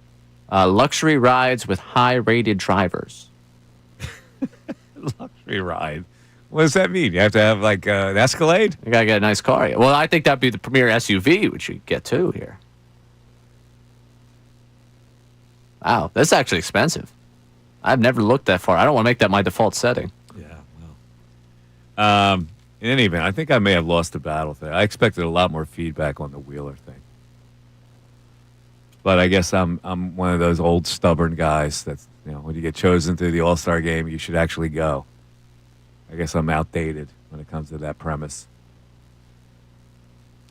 There's not a lot of people that were voiced. We had a few on the text line, voice support earlier for you. In the hours since. You know why? I'm going to tell you why. Because he's a hero right now. See, when you're a hero, you can do anything you want, and people will go, "Oh, he's our hero." But in general, you would ask that question to people. If somebody snubbing the All-Star, like Acuna, if he decided not to go, people would be saying, "Well, what a brat." But since he's our brat, he's not a brat. Yeah, I'm just not that bothered by it. Yeah, you're not. I don't get it. I don't know why you're not bothered by it. I just don't understand why you're not bothered by it. They're going to find people to play. He's your guy. You don't get any satisfaction out of Wheeler pitching an inning or even starting the game, which we were talking about. We were all excited that he was going to start the damn game. And now all of a sudden we don't care that he's on the team? Is my, hey, what's going on here type look at this, where he's not going to the game after there was all this conversation in the background about him starting the game? Is there a potential that word got that Skeen was starting and he was like, all right, Skeen's a start and I'm good? No, because it would have been a no-brainer to have him start. Right. It would have been a Roberts no-brainer. Skeen started last year. Dave Roberts would have had every reason to start Zack Wheeler in this game. I'm talking about our obsession. Well, is he going to start the game? Should he start the game? Should he start the game? Now, all of a sudden, he opts out. We don't even care that he's in the game. I don't get it. The juxtaposition of two positions is weird. It'd be cool to see him start the game. He doesn't want to play. He doesn't want to play. Oh, but it would be cool to see him start the game. Yeah, it'd be nice. Yeah, sure, if you want. But okay. Well, we were really focused on that. Now we don't care that he's not even an all-star? He's an all-star. He's got the numbers now. He's done it before. Oh, Ray, you're killing me today. I know you're just being contrary. I'm not really. Yeah, I think you are. I think like 95% of our audience listens to me like, I don't really care either. You don't really care because he's your hero now. He's coming off a magnificent outing. The last one wasn't that great, but the one before that was sensational. It's like, oh, he can do anything he wants to do now. In general, the premise of snubbing the All-Star game and opting out of it because why? I don't know. There's no really good reason for it other than you want a couple days off. That's not a good enough reason. How many players that are named to an All-Star game are not riding the high of being a hero? I don't understand what you mean. You're saying he's getting a pass for this because he's a hero locally. In Philly, yeah. Yeah. Mm-hmm. How many guys we don't want to offend the great Zack Wheeler by criticizing him. But I'm saying how many guys would then end up being criticized by that logic? I still don't know what you mean. You're saying he's not being criticized because he's coming off of the high of being a hero because he's playing so well. Yes. How many times did you be named to an All-Star game where that wasn't the reality? Like every All-Star is going to appear like a hero and come off playing well. So the reason we're not criticizing him. This guy's at the top of his game right now. He's at the top of the heap as far as pitchers go. He might be the best pitcher in Major League Baseball right now. Which I all agree with. Okay, so that's why he gets a lot of a pass. Yeah, I'm just saying how many players, like, where is there like a sub-level to the being named to an All-Star game? Yeah, there's a sub-level. If you're not a hero and you snub the All-Star game, you're a total creep.